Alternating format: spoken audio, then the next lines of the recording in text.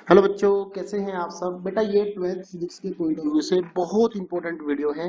जिस वीडियो के अंदर हम डिस्कस करेंगे फिजिक्स के आपके टोटल 14 चैप्टर्स जो है उनमें जितने भी टोटल ग्राफ्स है वो सारे हम इस वीडियो के अंदर वन बाय वन डिस्कस करेंगे चैप्टर वाइज और with best explanation. Her graph को मैं अच्छे से एक्सप्लेन करूंगा कि किस ग्राफ के अंदर कौन सा कंसेप्ट यूज हुआ है या फिर किससे कैसा क्वेश्चन पूछा जाएगा या कौन सा ग्राफ किस फॉर्मूले से बनेगा।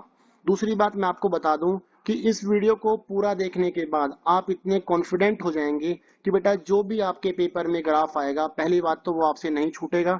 दूसरी बात कि जो आपके एमसीक्यूज वाला पार्ट है, जो पहले 15 क्वेश्चन एमसीक्यू के आएंगे और जो आपका केस बेस्ड स्टडी आएगी 2 4 4 मार्क्स की, वो भी आपकी इतनी अच्छी हो जाएगी क्योंकि यहाँ मैं ग्राफ के साथ साथ आपको कंसेप्ट बताऊंगा।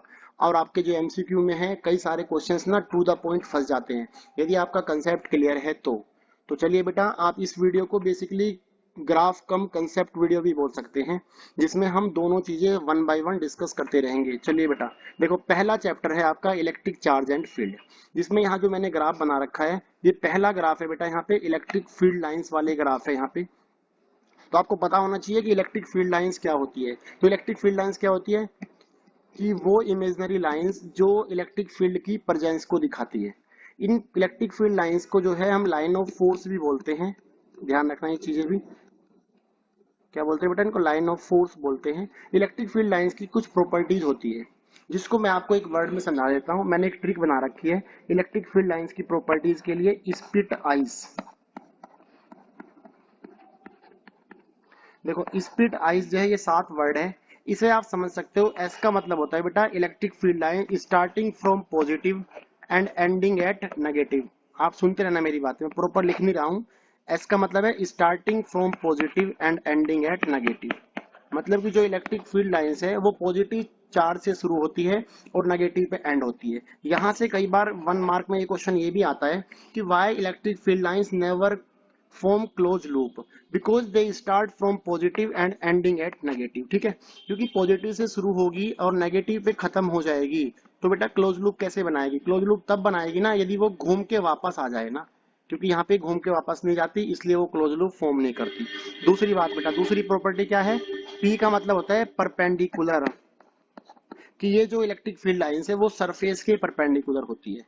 जैसे मान लो आपका सरफेस जो है, एक आपके पास पॉइंट चार्ज है, सपोज करो पॉजिटिव चार्ज है, यहाँ से लाइंस निकलेगी away away from the charge जा रही है ऐसे ऐसे। ठीक है, यदि मैं यहाँ पे सरफेस खींचू एक पर्टिकुलर रेडियस पे, मैंने एक स्फीयर खींच दिया तो ये हर स्फीयर के पॉइंट पे परपेंडिकुलर ही जा रही है, 90 डिग्री का एंगल बनाती है। तो पी का मतलब होता है बेटा परपेंडिकुलर। आई का मतलब होता है इंटरसेक्ट नेवर, कि ये जो लाइंस है वो कभी भी क्या करती है, इंटरसेक्ट नहीं करती। क्यों नहीं करती, यहाँ से भी क्वेश्चन आ जाता है कि why two electric field lines never cut each other, because if they cut, यदि वो काटती है तो चौथी प्रॉपर्टी क्या बोलती है, टी का मतलब होता है बेटा tangent gives the direction of electric field, gives direction of electric field, कि जो भी कहीं लाइंस कट कर रही है, सपोज करो हमारे पास एक लाइन है ये, इस पे मैंने यहाँ एक पी पॉइंट बनाया। यदि मैं पूछूं आपसे कि इस पी पॉइंट पे और क्यू पॉइंट पे इलेक्ट्रिक फील्ड की डायरेक्शन क्या है, so you have to draw a tangent at this point ना। आपने यहाँ टेंजेंट ड्रॉ कर लिया, आप बोलेंगे सर पी पॉइंट पे डायरेक्शन है वो इस तरफ है और क्यू पॉइंट पे टेंजेंट कहाँ जाएगा, इस तरफ। तो बेटा पी पे डायरेक्शन इस तरफ है और क्यू पे कहाँ है, नीचे की तरफ है ना। तो इलेक्ट्रिक फील्ड की जो डायरेक्शन है वो टेंजेंट देता है। अब यहाँ देखो जो इस प्रॉपर्टी पे था कि why two electric field lines never cut each other. तो देखो यदि दो लाइन से आपस में कटती है तो एक जो पी पॉइंट आ रहा है इंटरसेक्शन पॉइंट, उस पे जो एक लाइन है और जो 2 नंबर लाइन है, एक नंबर लाइन का इलेक्ट्रिक फील्ड डायरेक्शन इधर आएगी, दूसरे नंबर लाइन का टेंजेंट इधर आएगा। तो बेटा दोनों का इलेक्ट्रिक फील्ड की डायरेक्शन डिफरेंट है और एक ही सिंगल पॉइंट पे 2 इलेक्ट्रिक फील्ड पॉसिबल नहीं है, इसलिए 2 लाइन जो है आपस में इंटरसेक्ट नहीं करती। लास्ट ये 5वीं प्रॉपर्टी है, आई का मतलब होता है इंटेंसिटी। इंटेंसिटी का मतलब है कि कहाँ इलेक्ट्रिक फील्ड मैक्सिमम होगा, कहाँ इलेक्ट्रिक फील्ड मिनिमम होगा। तो बेटा देखो जहाँ जो पॉइंट्स क्लोज होगा चार्ज के वहां इलेक्ट्रिक फील्ड मैक्सिमम होगा। तो इलेक्ट्रिक फील्ड मैक्सिमम कहाँ पे होगा, क्लोजली रहा जहाँ रहेगा आपका ना, जहाँ आपके चार्ज कहाँ जो पॉइंट है वो क्लोज रहेगा।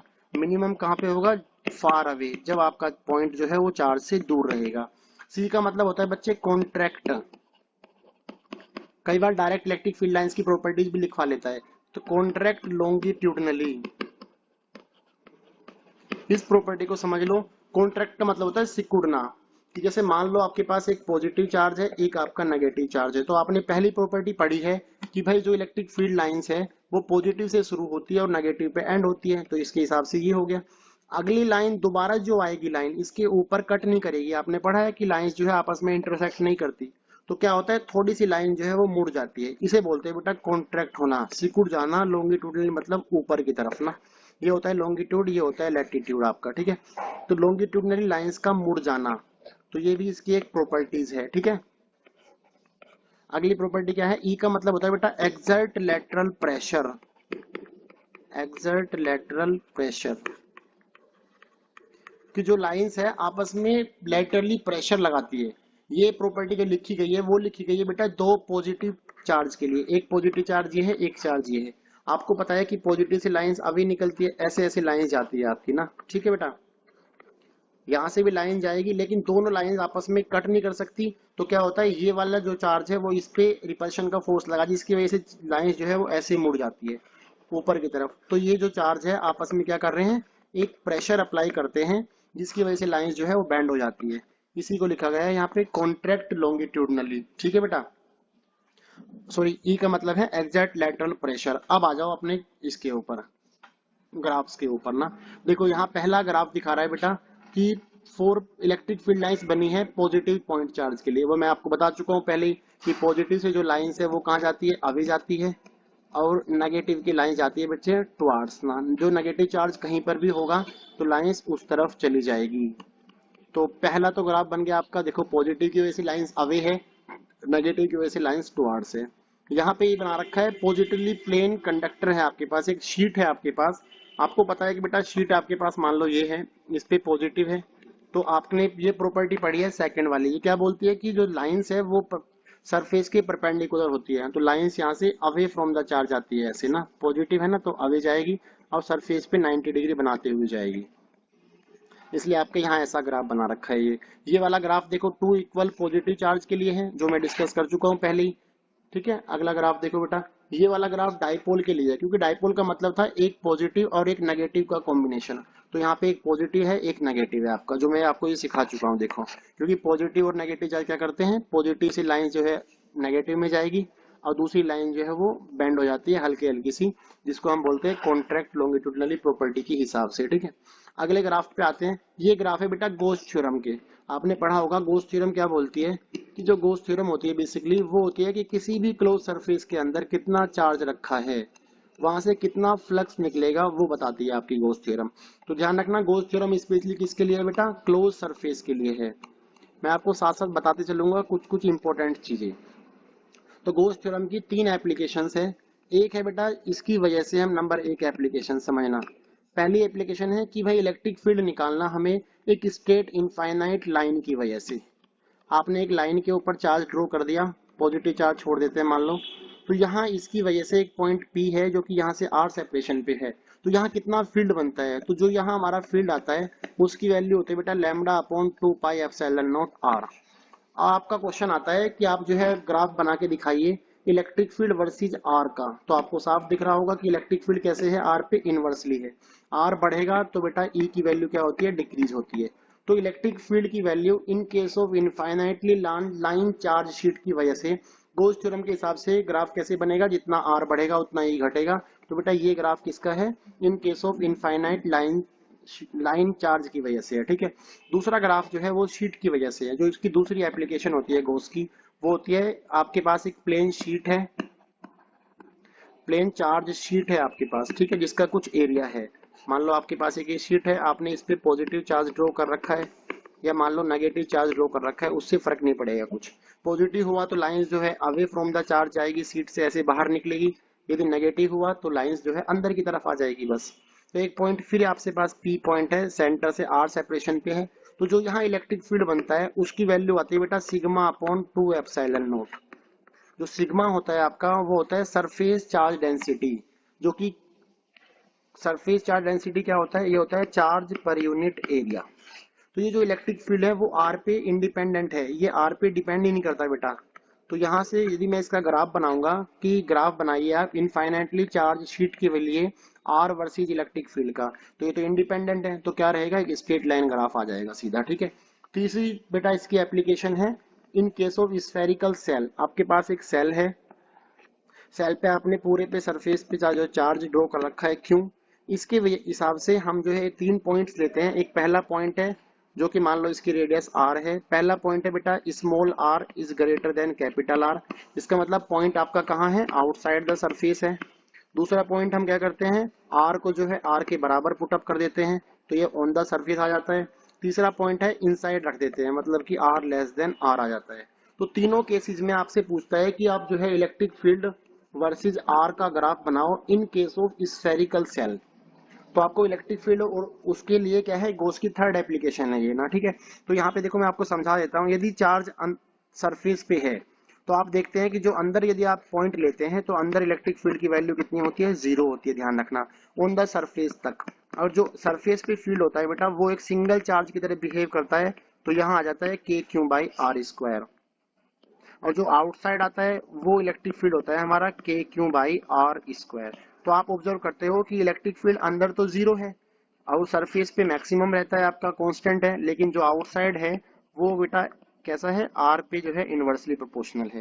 तो आप ऑब्जर्व करते हो कि जो आपका ग्राफ है वो ऐसे बनता है। देखो कि यदि मैं यहाँ से आपका इलेक्ट्रिक फील्ड और ये r ले लेता हूँ, मैंने एक पॉइंट लिया r is equal to r, तो बेटा ये हो गया ऑन सरफेस, ये सरफेस वाला हो गया, ये अंदर हो गया, यहाँ पे r की वैल्यू 0 हो गई, ये इनसाइड वाला पार्ट हो गया बच्चा, ये हो गया बेटा आउटसाइड वाला पार्ट। तो आपको पता है कि देखो इनसाइड में तो फील्ड है ही नहीं, तो आपका ग्राफ क्या रहेगा, एकदम यहाँ से सेंटर से लेके सरफेस तक ग्राफ 0 रहेगा इलेक्ट्रिक फील्ड। और यहाँ मैक्सिमम होता है, तो यहाँ मैक्सिमम फील्ड हो गया आपका जिसकी वैल्यू है k Q by capital R square. जैसे ही आप आगे बढ़ेंगे r की वैल्यू ग्रेटर देन r करेंगे तो आपका ग्राफ गिरना शुरू हो जाता है, किसके हिसाब से, इलेक्ट्रिक फील्ड जो है 1/r स्क्वायर के हिसाब से, ठीक है बेटा। तो ये इसका ग्राफ है आपका। अभी देखो ये 2 बोर्ड में क्वेश्चन आए थे इलेक्ट्रिक फील्ड लाइंस के ऊपर ना। क्वेश्चन था कि आपके पास एक प्लेन चार्ज शीट है, आपके पास ये अनचार्ज शीट है। अनचार्ज का मतलब ये नहीं होता कि उसके ऊपर चार्ज नहीं है बेटा, इसमें उसके ऊपर चार्ज तो है लेकिन उस पर पॉजिटिव और नेगेटिव क्या है, बराबर है। तो और यहाँ पे एक माइनस क्यों चार्ज रखा था, एक साल क्वेश्चन आया। दूसरे साल क्वेश्चन आया बेटा यही शीट है आपके पास अनचार्ज, यहाँ प्लस क्यों चार्ज रखा हुआ है। तो आपसे बोला गया कि draw the electric field lines. तो आपको क्या करना है, आपने इंडक्शन का मेथड पढ़ा होगा। इंडक्शन क्या होता है कि यदि हम एक अनचार्ज प्लेट के पास एक चार्ज बॉडी लेके आते हैं तो ऑटोमेटिकली अनचार्ज बॉडी के अंदर भी चार्ज जो है इंड्यूस हो जाता है। तो आप देखते हैं कि यहाँ माइनस क्यों है और यहाँ बेटा क्या है, अनचार्ज है, ऑटोमेटिकली इस वाले एंड पे आ जाता है प्लस क्यू चार्ज, यहाँ आ जाता है बेटा माइनस क्यू। तो आपको पता है कि लाइंस कहाँ से स्टार्ट होती है, लाइंस होती है बेटा पॉजिटिव टू नेगेटिव, तो यहाँ से लाइंस उधर जाती है, यहाँ से ऐसे ऐसे लाइंस बननी शुरू हो जाती है। These are the electric field lines in this case, जो उस क्वेश्चन में आया था। यहाँ माइनस है तो माइनस की तरफ लाइंस दिखा देंगे ऐसे सरफेस के परपेंडिकुलर। तो ये इसका आंसर था, ठीक है बेटा। यही सेम क्वेश्चन देखो यहाँ है, ये चेंज होकर आया था साल में, यहाँ प्लस कर दिया था इस बार, तो यहाँ माइनस आ जाएगा, इधर आ जाएगा बच्चा प्लस। तो आप देखते हैं पॉजिटिव से लाइंस आएगी अंदर की तरफ, तो बेटा यहाँ जो है इलेक्ट्रिक फील्ड लाइंस ऐसे ऐसे बन जाती है। यहाँ पॉजिटिव है तो पॉजिटिव से लाइंस यहाँ पे बेटा अवे निकल जाएगी, ठीक है बच्चे। यहाँ से एक क्वेश्चन और बना था, मैं आपको बता देता हूँ, वो मैंने यहाँ पे ग्राफ लिखा नहीं है बोर्ड में।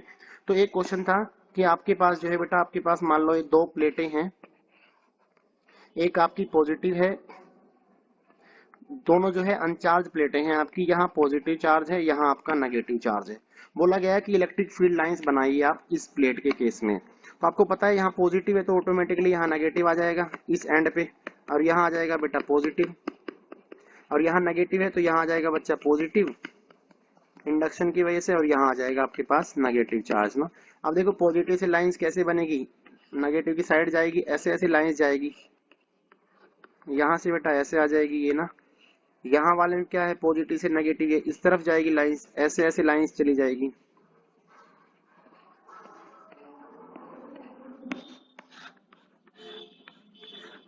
और अंदर भी आप देखो यहाँ पॉजिटिव है यहाँ नेगेटिव, तो लाइंस बेटा कैसे रहेगी, एकदम पॉजिटिव से नेगेटिव की तरफ। तो ये इस क्वेश्चन का आंसर था, ये भी एक बार बोर्ड में पूछा गया था। तो बेटा ये ग्राफ्स है आपके जो फर्स्ट चैप्टर के ग्राफ थे। चलिए अब देखते हैं सेकंड चैप्टर के ग्राफ्स पे। सेकंड चैप्टर में जो है पहला ग्राफ है बेटा इलेक्ट्रिक पोटेंशियल वर्सेस आर का। आपको पता हो एक सिंगल पॉइंट चार्ज जो होता है, सिंगल पॉइंट चार्ज की वजह से जो पोटेंशियल होता है वो होता है बेटा k क्यू बाई आर। और के की वैल्यू आपको पता ही है 1/4 pi epsilon naught Q upon R. तो बेटा आप साफ देख रहे हैं कि जो पोटेंशियल है वो आर पे कैसे है, इनवर्सली प्रोपोर्शनल है। आर बढ़ेगा तो पोटेंशियल क्या होगा, डिक्रीज होगा। तो इसलिए ग्राफ कैसे बना रखा है, डिक्रीजिंग ग्राफ है, इसको इनवर्स ग्राफ भी बोलते हैं। ठीक है, अगला जो ग्राफ है वो ग्राफ है बेटा इलेक्ट्रिक फील्ड और पोटेंशियल का एक साथ। ये बोर्ड में क्वेश्चन आया था 2000 आई थिंक 18 में या 19 में भी आया था। तो इलेक्ट्रिक फील्ड वर्सेस पोटेंशियल का ग्राफ है विद रेस्पेक्ट टू आर के साथ ना। तो आपको पता है अब सिंगल पॉइंट चार्ज की बेस ग्राफ है। देखो पोटेंशियल सिंगल चार्ज की वजह से कैसे होता है 1/r पे, और जो इलेक्ट्रिक फील्ड होता है बेटा सिंगल चार्ज की वजह से वो होता है KQ/r²। सो इलेक्ट्रिक फील्ड कैसे डिपेंड करता है 1/r² पे। मतलब दोनों ही ग्राफ क्या है आपके इनवर्स है, लेकिन जो पोटेंशियल का ग्राफ है वो एकदम स्लाइटली डिक्रीज होगा, इलेक्ट्रिक फील्ड वाला एकदम से शार्प गिरेगा ग्राफ ना। तो आप दोनों में देख सकते हैं जो इलेक्ट्रिक फील्ड का ग्राफ है वो एकदम से गिर रहा है, लेकिन इलेक्ट्रिक पोटेंशियल का ग्राफ धीरे धीरे स्लाइटली डाउन हो रहा है ना। ठीक है, ये इसका आंसर है, ध्यान रखना बेटा आप। ठीक है, अगले क्वेश्चन पे आओ। ये वाला देखो ग्राफ है जो यहाँ पे ये बना रखा है, सेल के केस में ग्राफ बना रखा है पोटेंशियल वर्सेस आर का। पीछे जो ग्राफ बनाया था हमने वो बनाया था इलेक्ट्रिक फील्ड वर्सेस आर का। और आपको पता है कि बेटा देखो यहाँ इनसाइड द सेल जो ग्राफ था, यदि मैं इलेक्ट्रिक फील्ड और आर का आपको दोबारा दिखाऊं तो यहाँ इनसाइड में क्या था, बिल्कुल फील्ड जीरो था, और सबसे ज्यादा फील्ड कहाँ पे था, सरफेस पे था, और ग्राफ ऐसे डिक्रीज हो रहा था। ये ई वर्सेस आर का ग्राफ था। ठीक है, यदि मैं यहीं पे पोटेंशियल का ग्राफ बनाऊं, आपको पता होगा एक इलेक्ट्रिक फील्ड का फॉर्मूला होता है बेटा E = माइनस का dV/dr। यदि आपका इलेक्ट्रिक फील्ड ही जीरो हो गया, इनसाइड की बात कर रहा हूँ, तो बेटा इलेक्ट्रिक फील्ड की जीरो की वजह से क्या होता है dV/dr भी जीरो हो जाएगा। और किसी भी चीज का डिफरेंशिएशन जीरो कब होता है बेटा, जब वो भी चीज क्या होती है, कांस्टेंट होती है। इसका मतलब आपका पोटेंशियल क्या है, इनसाइड में कांस्टेंट है। इसलिए आपका ग्राफ कैसा है आप देख सकते हैं कि जो आपका यहाँ R है ये ऑन सरफेस है, और ये बेटा क्या है यहाँ इनसाइड है आपका, यहाँ से आगे आउटसाइड हो जाएगा R greater than R, यहाँ पे R<r और यहाँ R=0 है। ठीक है, तो आप देख रहे हैं कि जो ग्राफ है आपका देखो सरफेस सेंटर से लेके सरफेस तक ग्राफ क्या है, कांस्टेंट है, क्योंकि आपका पोटेंशियल कांस्टेंट है। लेकिन जैसे ही आपका आगे जो ग्राफ है वो गिरना शुरू हो जाता है, क्योंकि पोटेंशियल क्या है, इनवर्सली हो जाता है। ठीक है, क्योंकि आपने पढ़ा है KQ/R होता है। ठीक है बेटा, आगे आया इक्वी पोटेंशियल सरफेस। देखो इक्वी पोटेंशियल सरफेस क्या होते हैं, नाम से समझ में आ रहा होगा आपको, इक्वी पोटेंशियल की ऐसे सरफेस जिनका पोटेंशियल क्या है बेटा, सेम है। हर पॉइंट पे पोटेंशियल की वैल्यू सेम हो। जैसे मान लो प्लस क्यू चार्ज है, तो प्लस क्यू चार्ज से लाइंस तो जाती है बेटा अवे फ्रॉम द चार्ज, वो हम पिछले चैप्टर में पढ़ चुके हैं अभी जो मैंने ग्राफ डिस्कस किए थे। और यदि मैं आपसे पूछूं कि एक पॉइंट P है यहाँ पे जो कि R सेपरेशन पे है, यदि मैं इस पॉइंट पे आपसे पूछता हूँ कि यहाँ पोटेंशियल कितना होगा, तो सिंगल चार्ज कितना पोटेंशियल बनाता है बेटा, वो होता है KQ/R। इसका मतलब यहाँ इस चार्ज की वजह से इस पॉइंट पे पोटेंशियल कितना हो गया, इतना हो गया। यदि मैं एक R ही रेडियस पे एक पॉइंट अलग से मान लेता हूँ S, तो यहाँ पे पोटेंशियल कितना हो जाएगा, यहाँ भी बेटा KQ/R हो जाएगा। यदि मैं एक R रेडियस का ही स्फीयर खींच दूं, तो आप ऑब्जर्व करेंगे कि इस स्फीयर के हर पॉइंट पे पोटेंशियल कितना है बेटा, KQ/R। तो we can call it equipotential surface. तो इक्वी पोटेंशियल सरफेस कौन से होते हैं, कि वो सरफेस जिसके हर पॉइंट पे इलेक्ट्रिक पोटेंशियल की वैल्यू सेम होती है, those are called equipotential surface. जो कि देखो पॉजिटिव चार्ज में कैसे बन रहे हैं, स्फीयर बनेंगे। यदि मैं इसे एक और गोलक खींच दूं शॉर्ट रेडियस का, तो ये भी इक्वी पोटेंशियल होगा। एक छोटी रेडियस का खींच दूं बेटा, ये भी इक्वी पोटेंशियल। अगले बड़े रेडियस का खींचूंगा तो ये भी इक्वी पोटेंशियल। समझ गए। तो पॉजिटिव के लिए कैसे बनेंगे, आपके गोले गोले बनेंगे। नेगेटिव के लिए यदि इंडिविजुअली पूछा गया नेगेटिव के लिए, तो भी बेटा आपके स्फीयर ही बनेंगे, कंसेंट्रिक स्फीयर बनेंगे आपके सेम रेडियस की। लेकिन जो यहाँ पे लाइंस रहेगी वो टुवार्ड्स द चार्ज जाएगी, बस केवल ये फर्क रहेगा, यहाँ लाइन अंदर जा रही है और पॉजिटिव चार्ज में क्या था बेटा, लाइंस अवे जाती है फ्रॉम द सरफेस। ठीक है, तो ये इंडिविजुअली माइनस के लिए कैसे बन गई, अब पॉजिटिव के लिए भी आपके कंसेंट्रिक स्फीयर बने हैं। लेकिन यदि डाइपोल आता है, देखो यहाँ 2 इक्वल अपोजिट चार्ज की बात आती है। यदि ऐसा है कि आपका डाइपोल वाला केस आ गया, तो आप ध्यान रखेंगे कि जो आपका इलेक्ट्रिक डाइपोल है उसमें आपको पता होगा बेटा एक होता है पॉजिटिव चार्ज, एक होता है नेगेटिव चार्ज। लाइंस तो आप बनाने सीख चुके हैं पीछे कि लाइंस पॉजिटिव से नेगेटिव की तरफ जाती है, ऐसे ऐसे लाइंस जाती है आपकी। ठीक है बेटा, यहाँ लाइंस ये अवे फ्रॉम द चार्ज आ रही है, यहाँ टुवर्ड्स द चार्ज आती है। ठीक है, ये तो आपकी इलेक्ट्रिक फील्ड लाइंस बन गई ना। अभी आपसे पूछा गया है कि सरफेस, यहाँ अक्सर बच्चे गलती करते हैं, मैक्सिमम बच्चे यहाँ गलती करते हैं। क्या करते हैं, पॉजिटिव की वजह से बेटा गोले गोले बना देते हैं पूरा स्फीयर, ठीक है, माना कि पॉजिटिव की वजह से कंसेंट्रिक बनते हैं और यहाँ नेगेटिव की वजह भी से भी बेटा गोले बना देते हैं बच्चे ना, लेकिन ये एग्जामिनर गलत काट देता है। क्योंकि क्या होता है यहाँ पे ना हमें एक बात ऑब्जर्व करनी होती है। आपने एक रिलेशन पढ़ा था बेटा माइनस का d v by d r which is called potential gradient बोलते हैं इसको ना। ये लाइन क्या बोलती है कि जो ई है वो इनवर्सली होता है बेटा 1/dr पे, या मैं इसे लिख सकता हूँ डी आर जो है इनवर्सली है ई पे। तो ये लाइंस क्या बता रही है कि बेटा जहां इलेक्ट्रिक फील्ड ज्यादा होगा वहां सेपरेशन बिटवीन द सरफेस कम रहेगी, जहां इलेक्ट्रिक फील्ड कम होगा वहां बेटा सेपरेशन बिटवीन द सरफेस ज्यादा रहेगी। तो आप ऑब्जर्व करो यहाँ पे जब हम एक डाइपोल के केस में ग्राफ बनाते हैं तो ये पॉजिटिव चार्ज है, ये यहाँ नेगेटिव चार्ज है। तो देखो पॉजिटिव नेगेटिव के बीच में फोर्स ऑफ अट्रैक्शन ज्यादा होता है, जिसकी वजह से क्या होता है कि यहाँ इलेक्ट्रिक फील्ड की वैल्यू ज्यादा होती है। तो यहाँ इलेक्ट्रिक फील्ड ज्यादा है इस वाले बीच वाले केस में बेटा। तो यहाँ ऑब्जर्व करो यहाँ इलेक्ट्रिक फील्ड लाइंस कम होगी, तो मतलब पास पास रहेगी आपकी ना। और यहाँ पॉजिटिव से देखो दूर रहेगा तो इलेक्ट्रिक फील्ड कम रहेगा, तो लाइंस जो है क्या रहेगी, दूर दूर रहेगी आपकी। जो आपका सरफेस है वो कैसे बनते हैं, ऐसे ऐसे। तो जो आपका पॉजिटिव से यहाँ ग्राफ बनेगा इक्विपोटेंशियल वाला और जो नेगेटिव वाले ग्राफ्स बनेंगे वो आपके कैसे बनेंगे देखो अच्छे से, ठीक है बेटा। तो पॉजिटिव में जो लाइंस है वो यहाँ पास रहेगी वहां दूर दूर, क्योंकि बीच में इलेक्ट्रिक फील्ड क्या है, ज्यादा है, जिसकी वजह से सेपरेशन पोटेंशियल के बीच में क्या है, कम है। इसी तरह यहाँ बनेगा बेटा, यहाँ पास रहे, इधर पास रहेगा बीच वाले हिस्से में, और यहाँ सरफेस की जो रेडियस है वो बड़ी रहेगी आपकी ना। तो ऐसे ऐसे आपके इक्विपोटेंशियल सरफेस बनते हैं बेटा यहाँ पे ना, ये इस तरह के सरफेस बनेंगे आपके, ठीक है। मतलब कि ये जो रेडियस है वो बीच में सरफेस के बीच में कम रहेगी और बाहर की तरफ जो है रेडियस जो है बढ़नी शुरू हो जाएगी, ठीक है। तो ये बात आप ऑब्जर्व करना अच्छे से ना। कई बार बच्चे क्या करते हैं, जो मैंने पीछे बताया था अभी, यहाँ ऐसा ग्राफ बना के आ जाते हैं, वो आपको नहीं बनाना है, ठीक है। और जो लाइन से जरूरी नहीं है कि आप लाइंस बना के आएंगे, लाइंस बनाना भी चाहे तो बना सकते हैं, क्योंकि थोड़ा सा रिप्रेजेंटेशन अच्छा लगता है बस, यदि आप लाइन बना देते हैं तो थोड़ा सा जो है अच्छा दिखाई देता है बस, ठीक है बेटा। अगली बात पे आते हैं, अगला ग्राफ है देखो for two equal positive charge ना।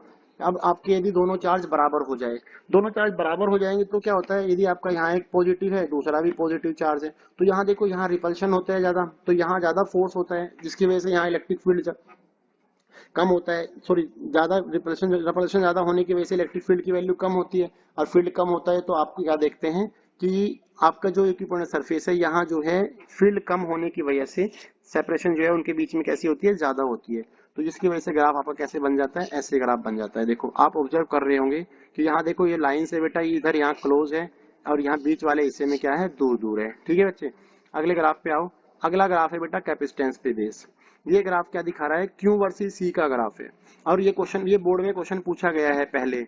कुछ बच्चे क्या काम करते हैं, Q is equal to C V लगाते हैं। आप देखते हैं यदि मैं सी यहाँ से निकालूंगा, this will be Q upon V ना। तो ग्राफ पूछा गया है कि चार्ज वर्सेस कैपेसिटेंस का ग्राफ क्या है। तो अक्सर बच्चे यहाँ पे क्या लिखते हैं कि सर जो चार्ज है वो तो डायरेक्टली प्रोपोर्शनल है कैपेसिटेंस पे। तो बेटा ऐसा नहीं है, क्योंकि जब आप देखते हैं कि जो चार्ज है वो डायरेक्टली प्रोपोर्शनल टू वी पे है, और जो सी आता है वो तो एक कांस्टेंट होता है। तो ये जो कैपेसिटेंस है वो तो प्रॉपर्टी है एक, तो ये चार्ज पे डिपेंडेंट नहीं है। तो इसलिए ग्राफ कैसा है इसका, कांस्टेंट ग्राफ आता है, ठीक है बेटा। ये देखो अगला भी ये इक्विपोटेंशियल सरफेस का ग्राफ है, equipotential surface for the uniform electric field. और आपको पता होना चाहिए कि जो इलेक्ट्रिक फील्ड लाइंस है उस पे इक्विपोटेंशियल सरफेस क्या होते हैं, परपेंडिकुलर होते हैं। आपके पास यहाँ यूनिफॉर्म फील्ड बना रखा है। यूनिफॉर्म फील्ड क्या होता है बेटा, कि वो फील्ड जिसमें आपकी इलेक्ट्रिक फील्ड लाइंस जो है वो पैरेलल होती है, आपस में इक्वी डिस्टेंस होती है, और हर पॉइंट पे इलेक्ट्रिक फील्ड की वैल्यू बराबर होती है। यदि मैं इस पे प्लेन खींचूंगा परपेंडिकुलर, तो बेटा ऐसे ऐसे बनेंगे देखो। तो these are the equipotential surface. थोड़ा सा इसे 3D में दिखा देते हैं, वो कुछ ऐसे बनता है। तो ये सारे क्या है, आपके इक्विपोटेंशियल सरफेस है बेटा, ठीक है। अगले बात पे आओ, देखो ये क्वेश्चन बोर्ड में आया था कि आपके पास जो है बोला गया कि जो आपका इलेक्ट्रिक फील्ड है वो वाई एक्सिस में है। ऐसे आपको ग्राफ बना रखा था, बोला कि इलेक्ट्रिक फील्ड कहाँ है बेटा, ये वाई एक्सिस है, यहाँ पे आपका इलेक्ट्रिक फील्ड वाई एक्सिस के डायरेक्शन में है। तो आप यहाँ पे जो है इक्वी पोटेंशियल सरफेस बनाइए। तो आपको पता है बेटा इलेक्ट्रिक फील्ड वाई एक्सिस में है, तो इक्वी पोटेंशियल क्या बनेंगे, इस पे जो परपेंडिकुलर लाइन है ऐसे ऐसे खींचेंगे। इसे आप थोड़ा सा 3D में दिखा दो बस ऐसे करके, these are the equipotential surface. तो ये इसका आंसर था जो मैंने बना रखा है यहाँ पे, ठीक है बेटा। ये चैप्टर नंबर 2 के सारे ग्राफ्स यहाँ पे कंप्लीट हो गए हैं। अभी चलते हैं चैप्टर 3 के ग्राफ्स के ऊपर, जो कि आपका क्या है, करंट इलेक्ट्रिसिटी वाला चैप्टर है। इसमें देखो बेटा ये तीनों ग्राफ्स मोस्ट इंपोर्टेंट है इसमें। यहाँ मैंने ग्राफ बना रखे हैं, रेजिस्टिविटी ग्राफ है ये आपके ना। रेजिस्टिविटी क्या होती है आपको पता होगा, रो होता है बेटा m upon n e square tau. जो रेजिस्टिविटी है वो मटेरियल की प्रॉपर्टी होती है।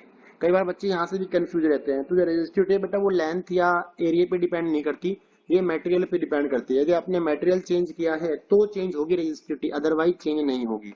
और दूसरा नंबर ऑफ जो है आपके फ्री इलेक्ट्रॉन्स है उस पर डिपेंड करती है, और रिलैक्सेशन टाइम टेम्परेचर पे डिपेंडेंट होती है।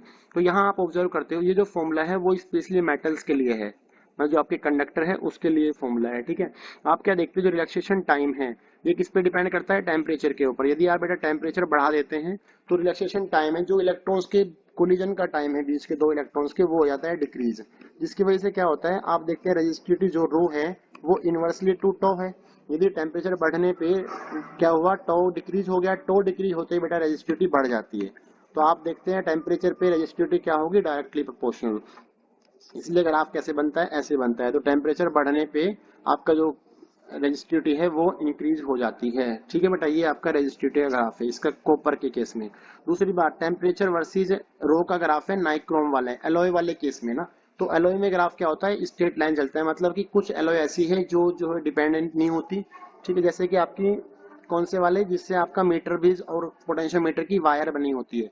जो आपकी मैग्नीन और कॉन्स्टेंटेन नहीं होती, वो जो है टेम्परेचर इंडिपेंडेंट होता है, ध्यान रखना ये चीज भी, ठीक है। और ये है सेमीकंडक्टर का ग्राफ। सेमीकंडक्टर जो है इनवर्सली डिपेंड करता है, जितना टेम्परेचर बढ़ता है उसकी रेजिस्टिविटी उतनी ही कम होती रहती है। और ये एक और ग्राफ है वोल्टेज वर्सेस करंट का, ठीक है बेटा, ये भी आप ऑब्जर्व करना। ओके, अगले ग्राफ पे आते हैं। अभी आता है सेल वाला पार्ट। ये देखो सेल वाला ग्राफ भी बहुत इंपॉर्टेंट है, ये भी अक्सर पूछ लेते हैं। आपके पास सेल के दो रिलेशन होते हैं, एक होता है V equal to E minus I R, ये आपने सुना होगा। V होता है आपका टर्मिनल पोटेंशियल, E होता है बेटा आपका EMF, I आपका करंट है, और R होता है आपका इंटरनल रेजिस्टेंस, ठीक है बच्चे। तो ये आपका इक्वेशन है, यहाँ से पूछा गया है आपसे। पहला ग्राफ बना रखा है EMF वर्सेस R। देखो बेटा EMF क्या होता है, maximum voltage of the circuit होता है। ये किसी भी फैक्टर पे डिपेंडेंट नहीं है, ये R पे भी डिपेंड नहीं करता, ध्यान रखना। तो इसलिए क्या है, ग्राफ एक स्ट्रेट लाइन आ गया। आप आउटर रेजिस्टेंस को कितना बढ़ाओ या घटाओ ये इंडिपेंडेंट है, ध्यान रखना, ठीक है। दूसरा ग्राफ है बेटा किस किस के बीच में, EMF वर्सेस, ये वोल्टेज वर्सेस R का ग्राफ है। किसका, V और R। V का मतलब है टर्मिनल पोटेंशियल, टर्मिनल पोटेंशियल और कैपिटल R के बीच में ग्राफ है ये ना। तो आपको एक बात पता है कि बेटा V इक्वल टू होता है I इंटू R। ये ग्राफ कैसे बनाया ऐसे मैं समझा देता हूँ आपको। V equal to I R है। I क्या होता है, I होता है वोल्टेज अपॉन में रेजिस्टेंस। तो ये हो जाता है बेटा R अपॉन R, क्योंकि आपको पढ़ रखा है आपने I इक्वल टू होता है V अपॉन R। और यहाँ in this case, in cell के केस में जहाँ पे एक इंटरनल रेजिस्टेंस होता है, एक आपका आउटर रेजिस्टेंस ऐसे होता है। देखो ये सेल है जिसका EMF R है, इंटरनल रेजिस्टेंस स्मॉल r है, और यहाँ आपने कैपिटल R जोड़ रखा है, दैट इज आउटर रेजिस्टेंस का। तो जो यहाँ पे करंट फ्लो करता है उसकी वैल्यू क्या आ जाती है, E अपॉन में R प्लस R। यहाँ कैपिटल R मल्टीप्लाई में ऑलरेडी है, यदि मैं इस R को नीचे ले जाऊं तो बेटा ये बन जाएगा R plus R divide by R। थोड़ा सा और सिंप्लीफाई करें तो ये बन जाएगा 1 प्लस R अपॉन R। तो इस इक्वेशन के बेस पे हम यहाँ ये ग्राफ बनाते हैं। देखो इसमें ग्राफ कैसे बनता है, यदि मैं यहाँ पे तीन वैल्यू डाल के दिखाता हूँ आपको, जिसकी वजह से ये ग्राफ बना है 1 प्लस R अपॉन R। ये आपका इक्वेशन है। यदि मैंने यहाँ पे R की वैल्यू बेटा 0 पुट करी, तो जो आपका आउटर रेजिस्टेंस है वो मैंने पहले ये वाला पॉइंट लिया कि 0 है। यदि आपका R 0 हुआ तो आप ऑब्जर्व करेंगे कि भाई R अपॉन R, देखो यहाँ R अपॉन 0 हो गया, तो समथिंग बाय 0 क्या होता है, इन्फिनिटी।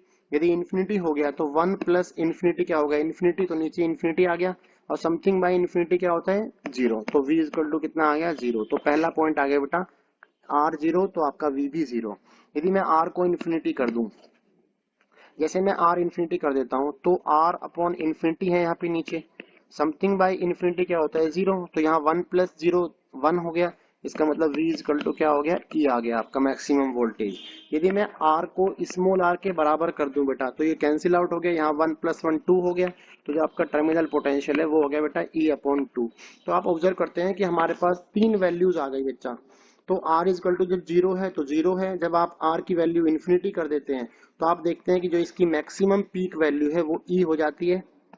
लेकिन यदि आप एक R की वैल्यू R के बराबर रखते हैं तो ये जो पोटेंशियल है वो E/2 आता है। इसलिए ग्राफ आपका कैसे बनता है, स्ट्रेट लाइन ग्राफ ना बन के थोड़ा सा ऐसे बन जाता है ग्राफ।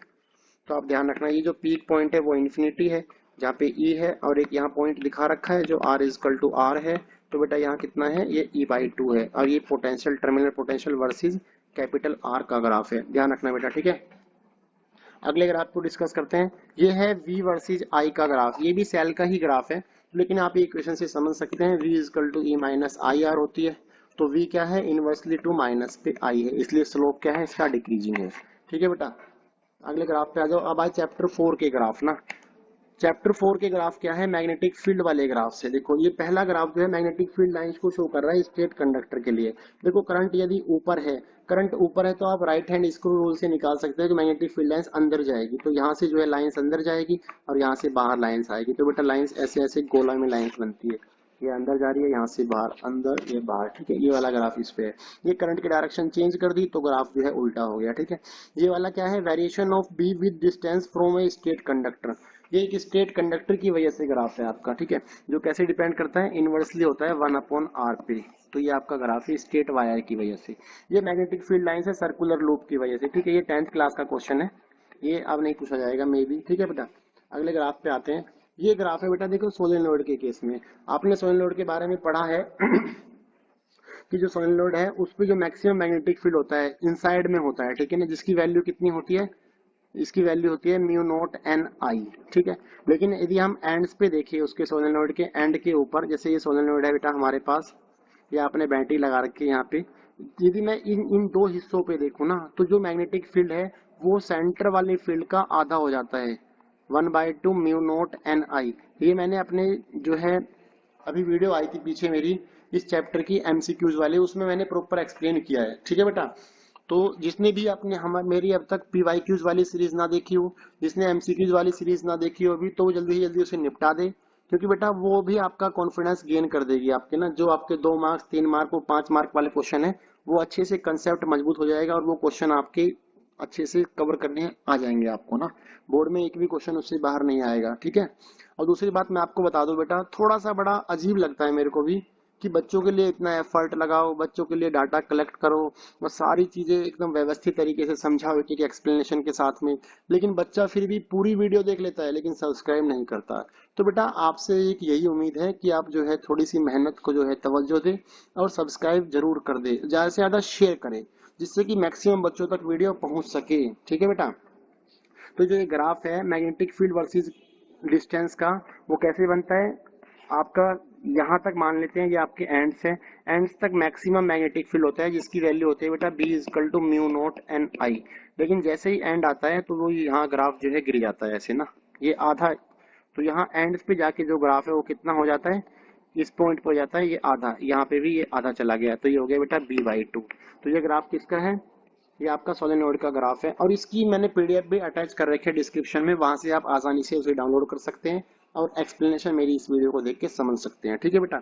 अगले ग्राफ पे आओ, वेरिएशन ऑफ। देखो ये तो ग्राफ जो है इस बार नीट के पेपर में भी आया था, ये बहुत इंपॉर्टेंट ग्राफ है, अक्सर बोर्ड में भी आता है और नीट में भी आया था इस बार ना। तो ये ग्राफ क्या है, एक आपके पास स्ट्रेट कंडक्टर है जिसमें आपका जो करंट है वो नॉन यूनिफॉर्म एरिया के हिसाब से कलेक्ट हो रहा है, मतलब कि यूनिफॉर्मली डिस्ट्रीब्यूटेड है करंट ना।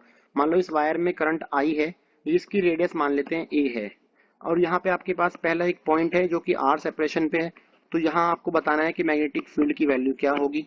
दूसरी बात आपको बताना है यदि ऑन द सरफेस हम आ जाए तो यहाँ पे मैग्नेटिक फील्ड की वैल्यू क्या होगी। तीसरी बात बेटा, यदि मैं पॉइंट को अंदर ले लूँ कि जो R है वो लेस देन A हो जाए तो मैग्नेटिक फील्ड क्या होगा, उसके हिसाब से ग्राफ बना रखा है। तो जो आपका ये ग्राफ बनता है वो ऐसे बनता है, यदि मैं इस पॉइंट को R इक्वल टू A ले लूँ, ये ऑन द सरफेस वाली लाइन है, तो यहाँ सबसे ज्यादा फील्ड बनता है, और जो अंदर फील्ड होता है वो इनवर्सली होता है R पे ना। जितना आप R बढ़ाएंगे उतना ही B घटेगा, जितना आप R घटाएंगे उतना ही B बढ़ता है। तो आपका एक स्ट्रेट लाइन ग्राफ आता है यहाँ तक, उसके बाद ग्राफ जो आपका क्या होता है, डिक्रीजिंग होता है। तो ये बात है आप जो है बेटा ध्यान रखना, ठीक है। ये वाला ग्राफ है हेलिकल पाथ वाला, और हेलिकल पाथ कब बनता है आपको पता होगा कि हेलिकल पाथ कब तब बनेगा जब आपकी वेलोसिटी मैग्नेटिक फील्ड के कुछ डिग्री पे होगी। यदि आपकी परपेंडिकुलर है मैग्नेटिक फील्ड, मान लो बेटा इस तरफ है, वेलोसिटी आपकी इस तरफ है, तो आपका एक सर्कुलर पाथ बनेगा। यदि आपकी मैग्नेटिक फील्ड इधर है और वेलोसिटी भी इधर है, तो आपका एक स्ट्रेट लाइन में जाता रहेगा, इलेक्ट्रॉन या जो भी कुछ पार्टिकल होगा उस पर कोई इफेक्ट नहीं पड़ेगा, ध्यान रखना, ठीक है। लेकिन यदि आपका मैग्नेटिक फील्ड तो इस तरफ है और वेलोसिटी इस तरफ है, मतलब कुछ डिग्री बना रही है आपकी ना, तो हम क्या करते हैं यहाँ पे दो कंपोनेंट्स में तोड़ देते हैं इसको। एक बन गया बेटा v कोस थीटा, एक बन गया बच्चा v साइन थीटा। तो आप ऑब्जर्व करते हैं कि जो आपका v कोस थीटा है वो देखो, इस लाइन से मैं आपको एक बात समझा देता हूँ, जो कई बार ये कुछ चीजें पूछ लेते हैं एक्सप्लेनेशन में 2 मार्क्स में भी। तो जो v कोस थीटा है वो देखो बेटा पैरेलल है b के, जिसकी वजह से क्या होता है, इस पे जो मैग्नेटिक फोर्स होता है उसकी वैल्यू 0 हो जाती है, क्योंकि मैग्नेटिक फोर्स क्या होता है बेटा, Q V B sine theta. और जो है वेलोसिटी है और जो मैग्नेटिक फील्ड है, दोनों के बीच में थीटा की वैल्यू 0 हो जाती है, जिसकी वजह से जो आपका फोर्स है वो कितना बन जाता है, 0। तो इसकी वजह से तो आप इस पे कोई फोर्स नहीं लगता और ये चार्ज पार्टिकल जो है इस वेलोसिटी से आगे बढ़ता रहता है। लेकिन जो v साइन थीटा है वो क्या है बेटा, परपेंडिकुलर है आपके मैग्नेटिक फील्ड के, जिसकी वजह से यहाँ थीटा की वैल्यू 90 डिग्री बन जाती है वेलोसिटी कंपोनेंट और मैग्नेटिक फील्ड के बीच में। तो यहाँ पे एक मैक्सिमम फोर्स काम करता है जिसकी वैल्यू होती है क्यू वी बी, ठीक है बेटा, ये ध्यान रखना। और जिसकी वजह से जो पार्टिकल है वो एक सर्कुलर पाथ अटेंड करता है। तो आप ऑब्जर्व करते हो कि इस v कोस थीटा की वजह से पार्टिकल आगे बढ़ता है और v साइन थीटा की वजह से पार्टिकल जो है सर्कुलर पाथ लेता है। तो पार्टिकल जो है वो ऐसे ऐसे आगे बढ़ता रहता है और सर्कुलर पाथ लेता रहता है। इस तरह के इस पाथ को बोलते हैं बेटा हेलिक्स या हेलिकल पाथ बोलते हैं इसको ना। और जो दो आपके ये पॉइंट्स है आपके ना, इन दो पॉइंट्स के बीच की जो सेपरेशन है उसे बोलते हैं पिच, उसको बेटा पिच बोलते हैं, ध्यान रखना, ठीक है। ये ग्राफ ऐसे बना हुआ है। अगले क्वेश्चन पे आते हैं। अब है गैल्वेनोमीटर वाला पार्ट, कि जो आपका गैल्वेनोमीटर है, गैल्वेनोमीटर को एमीटर में कैसे कन्वर्ट करते हैं। ये नॉर्मली थ्योरी वाले के पॉइंट ऑफ व्यू से मैंने लिखा हुआ है, कोई ग्राफ नहीं है यहाँ पे, कि कोई भी आपका गैल्वेनोमीटर एमीटर में कैसे कन्वर्ट होता है। कि यदि आप किसी भी एक शंट को, शंट क्या होता है, शंट का मतलब होता है एक लो रेजिस्टेंस वायर, कोई भी एक लो रेजिस्टेंस का तार जिसे यदि आप पैरेलल में जोड़ देते हैं गैल्वेनोमीटर के साथ में, तो आपका जो गैल्वेनोमीटर है वो एज ए एमीटर काम करना शुरू कर देता है। तो बेटा कब करता है ये, शंट को यदि हम जोड़ देंगे किसमें, ये लो रेजिस्टेंस वायर को हम पैरेलल में कनेक्ट कर देंगे विद द गैल्वेनोमीटर में लिखा है यहाँ पे, जो इन shunt parallel with the galvanometer. तो जो आपका गैल्वेनोमीटर है वो एमीटर में कन्वर्ट हो जाता है, ठीक है बेटा। और वोल्टमीटर में कैसे कन्वर्ट होता है, यदि आप सीरीज में एक हाई रेजिस्टेंस जोड़ देंगे तो हमारा जो गैल्वेनोमीटर है वो एज ए वोल्टमीटर काम करता है। तो बेटा ये था हमारे 4 चैप्टर तक वाले ग्राफ ना। अभी चलते हैं चैप्टर नंबर 5 के ग्राफ्स के ऊपर ना। ये ग्राफ है बेटा डायमैग्नेटिक मटेरियल, पैरा और फेरोमैग्नेटिक मटेरियल के। आपको पता होगा डायमैग्नेटिक मटेरियल क्या होते हैं, हाईली रिपल्सिव होते हैं, वो मैग्नेटिक फील्ड के अपोजिट एक मैग्नेटिक फील्ड बनाते हैं, जिसकी वजह से क्या होता है कि आपके पास जो है एक मैग्नेटिक फील्ड लाइंस है, मान लो ये नॉर्थ है ये साउथ है, यहाँ से मैग्नेटिक फील्ड लाइंस आ रही है आपकी, तो आप फील करेंगे कि जो ये क्या करता है, हाईली रिपल्सिव है, तो मैक्सिमम लाइंस को बेटा ये जो है दूर से भगा देता है, निकाल देता है दूर से, और एक आध लाइन को अपने अंदर से गुजारता है, ठीक है। तो ये हाईली रिपल्सिव ग्राफ है। पैरामैग्नेटिक में क्या होता है आपका, ये जो है मॉडरेट होता है, इसे हम मॉडरेट बोल देते हैं, कि ये कुछ लाइंस को अपने अंदर से पास आउट कराता है और कुछ लाइन को ये अपोज कर देता है। तो आप ऑब्जर्व करते हैं कुछ लाइंस तो इसके अंदर से चली जाती है और ये कुछ लाइंस जो है वो इसे अपोज करता है। आप इसकी बस डायरेक्शन बनानी सीख लेना। देखो कई बार यहाँ पे क्या हो रहा है, देखो ये लाइंस की डायरेक्शन ऐसे है और यहाँ पे लाइंस जो है अवे जाती है, इन दोनों में ये डिफरेंस है बस केवल। देखो यहाँ लाइन ऐसे बेंड कर रही है, यहाँ लाइन जो है बेटा ऐसे जा रही है, ठीक है। तीसरा ग्राफ फेरोमैग्नेटिक क्या होता है, ये हाईली अट्रैक्टिव होता है, ये मैक्सिमम 99.9% लाइंस को अपने अंदर से पास कराता है, ठीक है बेटा। अगला जो ग्राफ है हमारा, ये ग्राफ है क्यूरी लॉ पे बेस है। ये एक्चुअली क्या था, ये तो सिलेबस से कट गया है लेकिन मैं फिर भी बता देता हूँ। जो क्यूरी लॉ होता है वो बेटा क्या होता है, ससेप्टिबिलिटी का ग्राफ है, कि ससेप्टिबिलिटी जो है वो किसी भी मटेरियल की, स्पेशली पैरामैग्नेटिक मटेरियल के लिए होता है ग्राफ ना, कि टेम्परेचर पे कैसे डिपेंडेंट होती है। जो ससेप्टिबिलिटी होती है जिसे चाई बोलते हैं, वो इनवर्सली होती है बेटा किस पे, टेम्परेचर के ऊपर ना। जितना टेम्परेचर बढ़ेगा उतना ही ससेप्टिबिलिटी है, मैग्नेटिक ससेप्टिबिलिटी वो डिक्रीज होती है, ठीक है बेटा। ये थे हमारे चैप्टर नंबर 5 तक के ग्राफ ना। अभी आते हैं चैप्टर नंबर 7, ठीक है। चैप्टर नंबर 6 में कोई ग्राफ नहीं है आपका, एक ग्राफ है वो आगे अभी काम आएगा, मैं बता दूंगा। एनर्जी वाला ग्राफ है वो, इलेक्ट्रिक फ्लक्स वाला, फैराडे का जो ग्राफ बनता है। और एक है इलेक्ट्रिक फ्लक्स, हाँ एक मैग्नेटिक फ्लक्स वाला ग्राफ है, और एक है बेटा आपका जो है मैग्नेटिक एनर्जी वाला ग्राफ, ठीक है। वो मैंने लास्ट में भी रखा हुआ है, 7 चैप्टर के बाद आएगा। तो अभी 7 चैप्टर जो एसी है आपका, उसमें कौन कौन से ग्राफ है देखो। उसमें बेटा पहला ग्राफ है आपका वे आपका वेव डायग्राम है, एक आपका फेजर डायग्राम है। देखो तो आपको पता होना चाहिए पहला ग्राफ जो है किसका है, रेजिस्टेंस के केस में है, दूसरा आपका इंडक्टर के, और तीसरा नीचे ग्राफ बना रखा मैंने वो बेटा कैपेसिटर के केस में ग्राफ है। ठीक है, देखो मैं आपको बता देता हूँ एक चीजें कि जो यहाँ पे ईएमएफ होता है in case of resistor, EMF की वैल्यू होती है बच्चे E equal to E naught sine omega t, और आई इजकल टू होता है I naught sine omega t. तो जो रेजिस्टेंस है इसके केस में जो वोल्टेज और करंट है आपका दोनों सेम फेज में होते हैं, यहाँ पे कोई फेज डिफरेंस नहीं होता। इसलिए जो आपका ग्राफ है, जो वेव डायग्राम बनता है, बेसिकली देखो दोनों में साइन का ही ग्राफ बनता है, तो आप दोनों में साइन का ग्राफ बना देते हैं ऐसे ऐसे ना। बस केवल क्या होता है, जो वोल्टेज का पीक है वो ज्यादा होता है एज कम्पेयर टू करंट के पीक के। थोड़ा सा करंट का डायग्राम थोड़ा सा नीचे बना देते हैं, बस केवल, कोई डिफरेंस नहीं है। ठीक है, ये तो हो गया बेटा वेव डायग्राम। फेजर डायग्राम कैसे बनाते हैं, फेजर में क्या करते हैं आप वोल्टेज और करंट को एंगल के रेस्पेक्ट में दिखाते हैं। आप देख रहे हैं दोनों के बीच में यहाँ पे कोई फेज चेंज नहीं है। ठीक है बेटा तो जब आप ग्राफ बनाते हैं तो ये जो है, मान लो मैंने वोल्टेज को दिखा दिया ओमेगा टी या थीटा डिग्री पे ना, जिसका पीक कितना है, ज्यादा है, यहाँ ई नोट है मैक्सिमम पीक ना। लेकिन जब हम देखते हैं कि करंट का ग्राफ भी इसी में बनाते हैं तो आप ऑब्जर्व करते हो कि एंगल सेम है दोनों का, कोई चेंज नहीं है, बस थोड़ा सा जो है इसका एम्पलीट्यूड कम दिखा देते हैं। That is the phasor diagram of resistance. ये दोनों ग्राफ मैंने यहाँ बना रखे हैं। ठीक है बेटा, ये इंडक्टर वाले केस में, इंडक्टर में क्या होता है, जो करंट है वो लैग बिहाइंड होता है, करंट जो है वो वोल्टेज से पीछे चलता है। यहाँ जो ईएमएफ होता है वो तो होता है बेटा E equal to E naught sine omega t, और जो करंट होता है बच्चे वो होता है I naught sine omega t minus pi by two. तो यहाँ पे हम कह सकते हैं कि या तो हम बोलेंगे कि वोल्टेज लीड करता है पाई बाई टू से, या हम बोलते हैं बेटा करंट लैग बिहाइंड होता है पाई बाई टू से ना। ठीक है, तो जब हम यहाँ पे ग्राफ बनाते हैं तो जो हमारे वेव डायग्राम बनता है, वेव देखो ईएमएफ का तो नॉर्मली साइन का ग्राफ बनेगा, ये हम साइन का ग्राफ बना देते हैं। लेकिन जो हमारा करंट का ग्राफ बनता है, करंट के ग्राफ में क्या होता है आप ऑब्जर्व करेंगे, देखो sign omega t minus pi by to क्या होता है। यदि मैं थोड़ा सा इसको खोल के दिखाऊं आपको, तो देखो बेटा यदि मैं यहाँ पे माइनस साइन कॉमन ले लेता हूँ तो this will be pi by two minus omega t, और साइन माइनस थीटा, इसे आप पूरे थीटा मान लीजिए, दिस विल बी माइनस का साइन थीटा होता है, तो बेटा ये बन गया माइनस का I naught sine pi by two minus omega t. और आपने यहाँ पे भी एक जो आपका क्या बोलते हैं उसको, एक आइडेंटिटी होती है sine 90 minus theta, that is cos theta, तो बेटा ये बन जाता है माइनस का I nought cos omega t.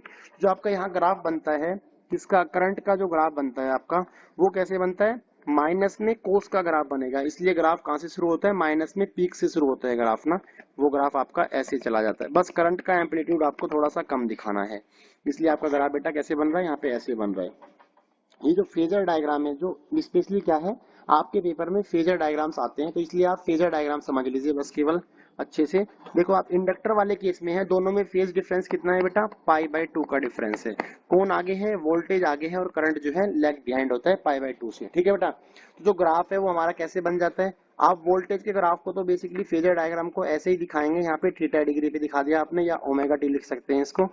और जो करंट है वो इस वाले से पाई बाई टू पीछे होता है, पीछे मतलब इस तरफ ना, यदि मैं आगे दिखाऊंगा तो आगे ऐसे आएगा, पीछे बेटा ऐसे आ जाएगा। तो यहाँ से जो ये एंगल है वो कितना है दोनों के बीच का, पाई बाई टू। तो आपका जो इसका पीक है वो कितना है, आई नोट है। That is the phasor diagram of inductive circuit. अब देखो कैपेसिटिव सर्किट वाला ग्राफ, देखो बेटा कैपेसिटर में क्या होता है, जो करंट है वो लीड करता है एज कंपेयर टू वोल्टेज की। जो करंट की वैल्यू होती है वो होती है I naught sine omega t plus pi by two आती है यहाँ पे वैल्यू। ठीक है, और वोल्टेज क्या होता है आपका, ई नोट साइन ओमेगा टी आता है। आप ऑब्जर्व करते हैं कि दोनों में जो है फेज डिफरेंस कितना है, पाई बाई टू का ही है, लेकिन यहाँ करंट बेटा आगे है, वोल्टेज पीछे है, जिसकी वजह से जब आप यहाँ ग्राफ बनाते हैं, यदि मैं वेव डायग्राम बनाऊं, देखो इसका तो वोल्टेज का तो बेसिकली साइन का ही बनेगा ग्राफ ना, लेकिन जब हम करंट का ग्राफ बनाते हैं तो जो करंट का ग्राफ है साइन 90 प्लस थीटा क्या होता है, ये सेकंड क्वाड्रेंट में आता है, लेकिन 90 प्लस थीटा है इसलिए ये आपका कोस थीटा ही रहता है। तो बेटा ये बन जाता है हमारे पास आई नोट कोस ओमेगा टी। तो यहाँ प्लस का कोस का ग्राफ बनता है, तो जो करंट का ग्राफ है आपका किसका रहेगा, वो कोस का ग्राफ रहेगा। आप यहाँ पे इसमें कोस का ग्राफ बना दीजिए, लेकिन थोड़ा सा एम्पलीट्यूड कम रखना बस। कोस में ग्राफ कैसे होता है, पीक से शुरू होता है, ऐसे ऐसे ग्राफ बनेगा। ठीक है बेटा, तो ये इसका वेव डायग्राम हो गया। यदि फेजर डायग्राम बनाया जाए तो आपको पता है कि जो आपका ईएमएफ की इक्वेशन है, ईएमएफ का ग्राफ तो बेटा ऐसे बन जाएगा आपका, ये पीक हो गया ओमेगा नोट एंगल पे। यदि मैं यहाँ से दिखाऊं तो आपका करंट इसमें आगे है पाई बाई टू, तो आप यहाँ 90 डिग्री बना देंगे, जिसकी वजह से ये इसका पीक हो जाएगा। बस थोड़ा सा आपको पीक की वैल्यू कम दिखानी है, जो मैंने यहाँ रिप्रेजेंट कर रखा है। ठीक है बेटा, अगले क्वेश्चन पे आओ। देखो अगला ग्राफ है बेटा यहाँ पे कैपेसिटिव रिएक्टेंस वर्सेस फ्रीक्वेंसी का। अब मैं बता देता हूँ आपको कैपेसिटिव रिएक्टेंस क्या होता है कि एक ऐसा अपोजिशन जो कैपेसिटर में होता है कि जो कैपेसिटर जो है जितना अपोज करता है उसके लिए एक टर्म यूज करते हैं हम, विच इज कॉल्ड कैपेसिटिव रिएक्टेंस। ये हमारा एक्सी होता है, जिसकी वैल्यू होता है बेटा 1/ओमेगा सी। या इसे यदि मैं फ्रीक्वेंसी की फॉर्म में लिखूं तो ओमेगा होता है 2 पाई इंटू न्यू, तो this will be 1/2 pi nu into C ना। तो यहाँ से आप ऑब्जर्व कर सकते हैं, यहाँ से दो तरह के ग्राफ आते हैं। एक तो ग्राफ आता है एक्सी वर्सेस फ्रीक्वेंसी का, तो आप ऑब्जर्व कर सकते हैं कि जो आपका ग्राफ है वो कैसे है, इनवर्सली है। यदि आपकी फ्रीक्वेंसी बढ़ेगी तो आपका अपोजिशन जो है वो घट जाता है। ठीक है, यदि मैं यहाँ से अपोजिशन पे ना करंट पे ग्राफ बनाऊं तो बेटा देखो करंट क्या होता है, करंट होता है वोल्टेज अपॉन में अपोजिशन। तो यहाँ करंट जो है वो क्या हो जाता है, ई नोट अपॉन में एक्सी। यदि मैं करंट वर्सेस एक्सी का ग्राफ बनाऊं तो भी आप देखते हैं एक्सी बढ़ेगा तो करंट की वैल्यू घटेगी। दूसरी बात बेटा, यदि मैं आपसे बोलूं फ्रीक्वेंसी और करंट का ग्राफ बनाओ इन केस ऑफ कैपेसिटर, तो आप ऑब्जर्व करेंगे कि फ्रीक्वेंसी बढ़ने पे अपोजिशन घटता है। फ्रीक्वेंसी आपने इंक्रीज करी बच्चे, अपोजिशन घटा, और अपोजिशन घटने पे करंट बढ़ जाएगा। इसका मतलब फ्रीक्वेंसी और करंट कैसे होगी बेटा, डायरेक्टली प्रोपोर्शनल हो गए। तो एक ग्राफ तो मैंने यहाँ बना रखा है, दूसरा मैं आपको बता रहा हूँ जो आ सकता है। ये तो साफ साफ ग्राफ दिख रहा है कि एक्सी वर्सेस फ्रीक्वेंसी का है, तो बेटा देखो ये तो इनवर्सली प्रोपोर्शनल ग्राफ है। दूसरा ग्राफ करंट वर्सेस फ्रीक्वेंसी का graph in case of capacitor, तो कैसे बनेगा बेटा, डायरेक्टली प्रोपोर्शनल बनेगा। फ्रीक्वेंसी बढ़ाएंगे तो करंट भी बढ़ेगा। अगली बात देखो, अगला ग्राफ है बेटा इंडक्टिव रिएक्टेंस, मतलब कि ये इंडक्टर वाले केस का ग्राफ है। तो इंडक्टर में जो अपोजिशन होता है उसे बोलते हैं बच्चे इंडक्टिव रिएक्टेंस, जिसकी वैल्यू होती है एक्सएल से लिखते हैं, वो होता है बेटा ओमेगा इंटू एल। और ओमेगा होता है हमारा angular frequency which is equal to 2 pi nu into L. ये हमारा एक्सएल हो गया। आप यहाँ से ऑब्जर्व कर सकते हैं जो अपोजिशन है इंडक्टिव रिएक्टेंस वो डायरेक्टली प्रोपोर्शनल है किसके बेटे, फ्रीक्वेंसी के। तो आप ऑब्जर्व करेंगे कि जो ग्राफ है वो कैसा आ जाता है बेटा, सीधा ग्राफ आ जाता है। ठीक है, अगले ग्राफ पे चलते हैं। अभी ये हमारा बेटा है एलसीआर वाला ग्राफ। ठीक है, एलसीआर सीरीज सर्किट का मतलब होता है कि जिसमें आपके एल, सी और आर, इंडक्टर, कैपेसिटर और रेजिस्टर तीनों लगा रखे हैं ना आपने। तो जो इसका यहाँ फेजर डायग्राम बनता है वो कैसे बनता है, देखो होता क्या है एक्चुअली में, आपको पता है रेजिस्टेंस में क्या होता है कि जो आपका फेज है वो 0 रहता है। इंडक्टर में आपका बेटा फेज जो है वो माइनस का π/2 होता है, क्योंकि करंट आपका लैग बिहाइंड करता है। कैपेसिटर में आपका जो फेज है वो क्या होता है, प्लस का π/2 होता है। ठीक है, यदि मैं इन तीनों को आपस में कंबाइन करके दिखाऊं तो मान लो आपका करंट इस तरफ है, ठीक है, और वोल्टेज भी आपका इस तरफ ही होता है रजिस्टर वाले केस में। लेकिन यदि करंट के रेस्पेक्ट में मैं रेजिस्टेंस उसमें इंडक्टर वाला ग्राफ देखूं तो इंडक्टर में बेटा करंट पीछे होता है। इसका मतलब यहाँ जो वोल्टेज है इंडक्टर वाला वो आगे है। लेकिन इंडक्टर वाले के, यदि कैपेसिटर वाले केस में मैं देखूं तो करंट यहाँ इस तरफ है और करंट कैपेसिटर में आगे होता है। इसका मतलब यहाँ जो कैपेसिटिव जो वोल्टेज है वो पीछे है। तो अब आप देखो यहाँ पे दो केस बन जाते हैं कई बार ना, या तीन केस भी बन सकते हैं। यहाँ पे सपोज करो पहला केस में आपको बना, जैसे मैंने यहाँ पे एक केस बना रखा है बस VL ग्रेटर देन VC वाला। यदि मैं आपसे बोलूं बेटा VL और VC की वैल्यू बराबर है, देखो ये तो आपस में कैंसिल आउट कर देंगे, तो जो आपका नेट EMF है वो क्या आ जाएगा, जस्ट VR के बराबर आ जाएगा। ये भी बेटा 2 मार्क्स में क्वेश्चन पूछा जाता है। यदि आपका VL और VC आपका वोल्टेज अक्रॉस इंडक्टर और वोल्टेज अक्रॉस कैपेसिटर बराबर हो जाए तो जो आपका वोल्टेज अक्रॉस रजिस्टर आता है वो जस्ट कितना, जो आपका वोल्टेज है EMF वाला उसके बराबर आ जाता है। ठीक है बेटा, तो यहाँ ग्राफ कैसे बन जाएगा, नॉर्मली एक सीधा ग्राफ बन जाएगा ना। लेकिन यदि आपका VL ज्यादा हो जाए, VL ज्यादा होते ही ये सर आपका VR है और VL आपका इस तरफ था, VC आपका नीचे है। यदि मैंने बोला बेटा VL वोल्टेज अक्रॉस इंडक्टर ज्यादा है एज कंपेयर टू कैपेसिटर के, तो आपका थोड़ा सा वोल्टेज जो है इंडक्टर का ज्यादा आ जाएगा। ज्यादा आने की वजह से और इसका यदि मैं दोनों का नेट निकालूं तो आपका जो नेट है वो क्या बन जाएगा, ये आपका कोने से ये डायगोनल बन जाएगा, that is equal to EMF ना। ठीक है बेटा, तो ये आपका जो है यहाँ फाई बन जाएगा, ये आपका करंट है, that is the phasor diagram ना। इसे थोड़ा सा बुक्स में टिल्ट करके दिखाते हैं बस केवल ना। देखो यदि मैं यहाँ पे आपका बना देता हूँ VR वाला, ये आपका करंट है बच्चा आपका। ठीक है, इस पे जो है आपको पता है कि VC नीचे की तरफ है, VL आपका 90 डिग्री आगे की तरफ है। अब VL हमने ज्यादा लिया है तो आपका क्या बन जाएगा, VL, ये आपका VL माइनस VC बन गया बेटा। इन दोनों का रिजल्टेंट आपका क्या बन जाएगा, ये जो सेंटर से चला जाएगा, दैट इज EMF। और EMF और करंट के बीच में जो एंगल बन रहा है ये बन जाएगा बेटा फाई ना। इसे बोलते हैं फेज चेंज। तो ये वाला डायग्राम मैंने यहाँ बना रखा, देखो अपना, ठीक है। यही केस, तीसरा केस देखो, ये लेकिन तब है बेटा जब VL ग्रेटर देन VC है। यदि मैं बोलूँ आपसे VL लेस देन VC हो जाए, तो बेटा VL लेस देन VC में क्या होगा, जो ग्राफ है वो नीचे की तरफ बनेगा। आप ऑब्जर्व करेंगे कि VL जो है वोल्टेज अक्रॉस इंडक्टर ज्यादा है, लेकिन वोल्टेज अक्रॉस कैपेसिटर से कम है, ध्यान रखना। तो वोल्टेज अक्रॉस कैपेसिटर ज्यादा है इसमें, इधर जो है रेजिस्टर वाला है, तो नीचे जो है ज्यादा आ जाएगा। इसका मतलब ज्यादा आने की वजह से इन दोनों का जो नेट है वो कहाँ बनेगा बेटा, वो नीचे की तरफ बन जाएगा। तो आपका नेट क्या हो जाएगा, EMF ये हो जाएगा, ये आपका फाई बन जाएगा, ठीक है। तो मोस्टली जो है आपका जो ग्राफ है वो यही आता है, यही आपको बनाने को आता है, ठीक है, ध्यान रखना, ठीक। ये आपका इम्पीडेंस ट्रायंगल बोलते हैं इसको ना। इसमें क्या होता है कि ये आपका बेसिकली ये वाला ट्रायंगल दिखा रखा है, ये ना, जो ये ट्रायंगल है यहाँ पे देखो, इसमें क्या होता है कि ये वाला आपका VL माइनस VC है, ये आपका VR है, ये आपका पीक है। यदि मैं तीनों तरफ जो है वोल्टेज को आई से डिवाइड मार दूं तो बेटा आपका ग्राफ आ जाता है। यहाँ पे आ जाता है इम्पीडेंस, ये आ जाता है आपका रेजिस्टेंस, ये आ जाता है XL माइनस XC। जहाँ से आप एक जो है इम्पीडेंस का फॉर्मूला ड्राइव करते हैं, तो जो इम्पीडेंस होता है Z, वो होता है बच्चे R² plus XL minus XC का होल स्क्वायर। ये मैंने PYQ वाली वीडियो में सोल्व कर रखा है, आप डिटेल में वहां से बेटा देख सकते हैं, ठीक है। जो भी अब तक बोर्ड में क्वेश्चंस आए हैं इस चैप्टर से या किसी भी चैप्टर के 12th से, वो मैंने हर चैप्टर वाइज एक वीडियो अपलोड कर रखी है। PYQ सीरीज है, प्रीवियस ईयर बोर्ड क्वेश्चंस के नाम से। जिसने वो नहीं देखी है वो वहां से ऑब्जर्व कर सकता है, ठीक है बेटा, प्लेलिस्ट के नाम से है, वहां से आप देख सकते हैं उसको, ठीक है। अगला अगर आप देखो, इस बार ये जो है आउट ऑफ सिलेबस है, variation of current with amplitude with frequency. आपको करंट और फ्रीक्वेंसी में ग्राफ बनाना है।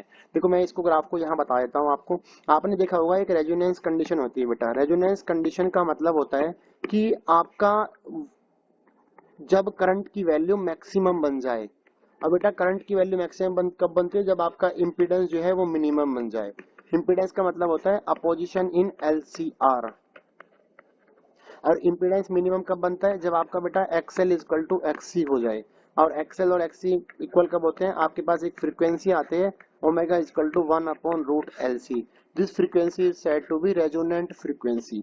इस फ्रीक्वेंसी पे जाके आपका अपोजिशन मिनिमम मिलता है, जिसकी वजह से आपका बेटा क्या होता है, करंट की वैल्यू मैक्सिमम मिलती है। तो आपका एक ग्राफ बनता है जो यहाँ पे पूछा गया है।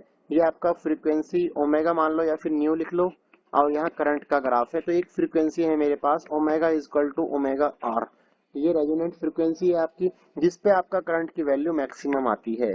यदि मैं इससे कम फ्रीक्वेंसी रखता हूँ बेटा तो भी करंट की वैल्यू डिक्रीज होती है। यदि मैं इससे ज्यादा फ्रीक्वेंसी रखता हूँ बच्चे तो भी करंट घटता है। तो आपका ग्राफ कैसे आता है, आपका ग्राफ बेटा ऐसे आ जाता है, ठीक है।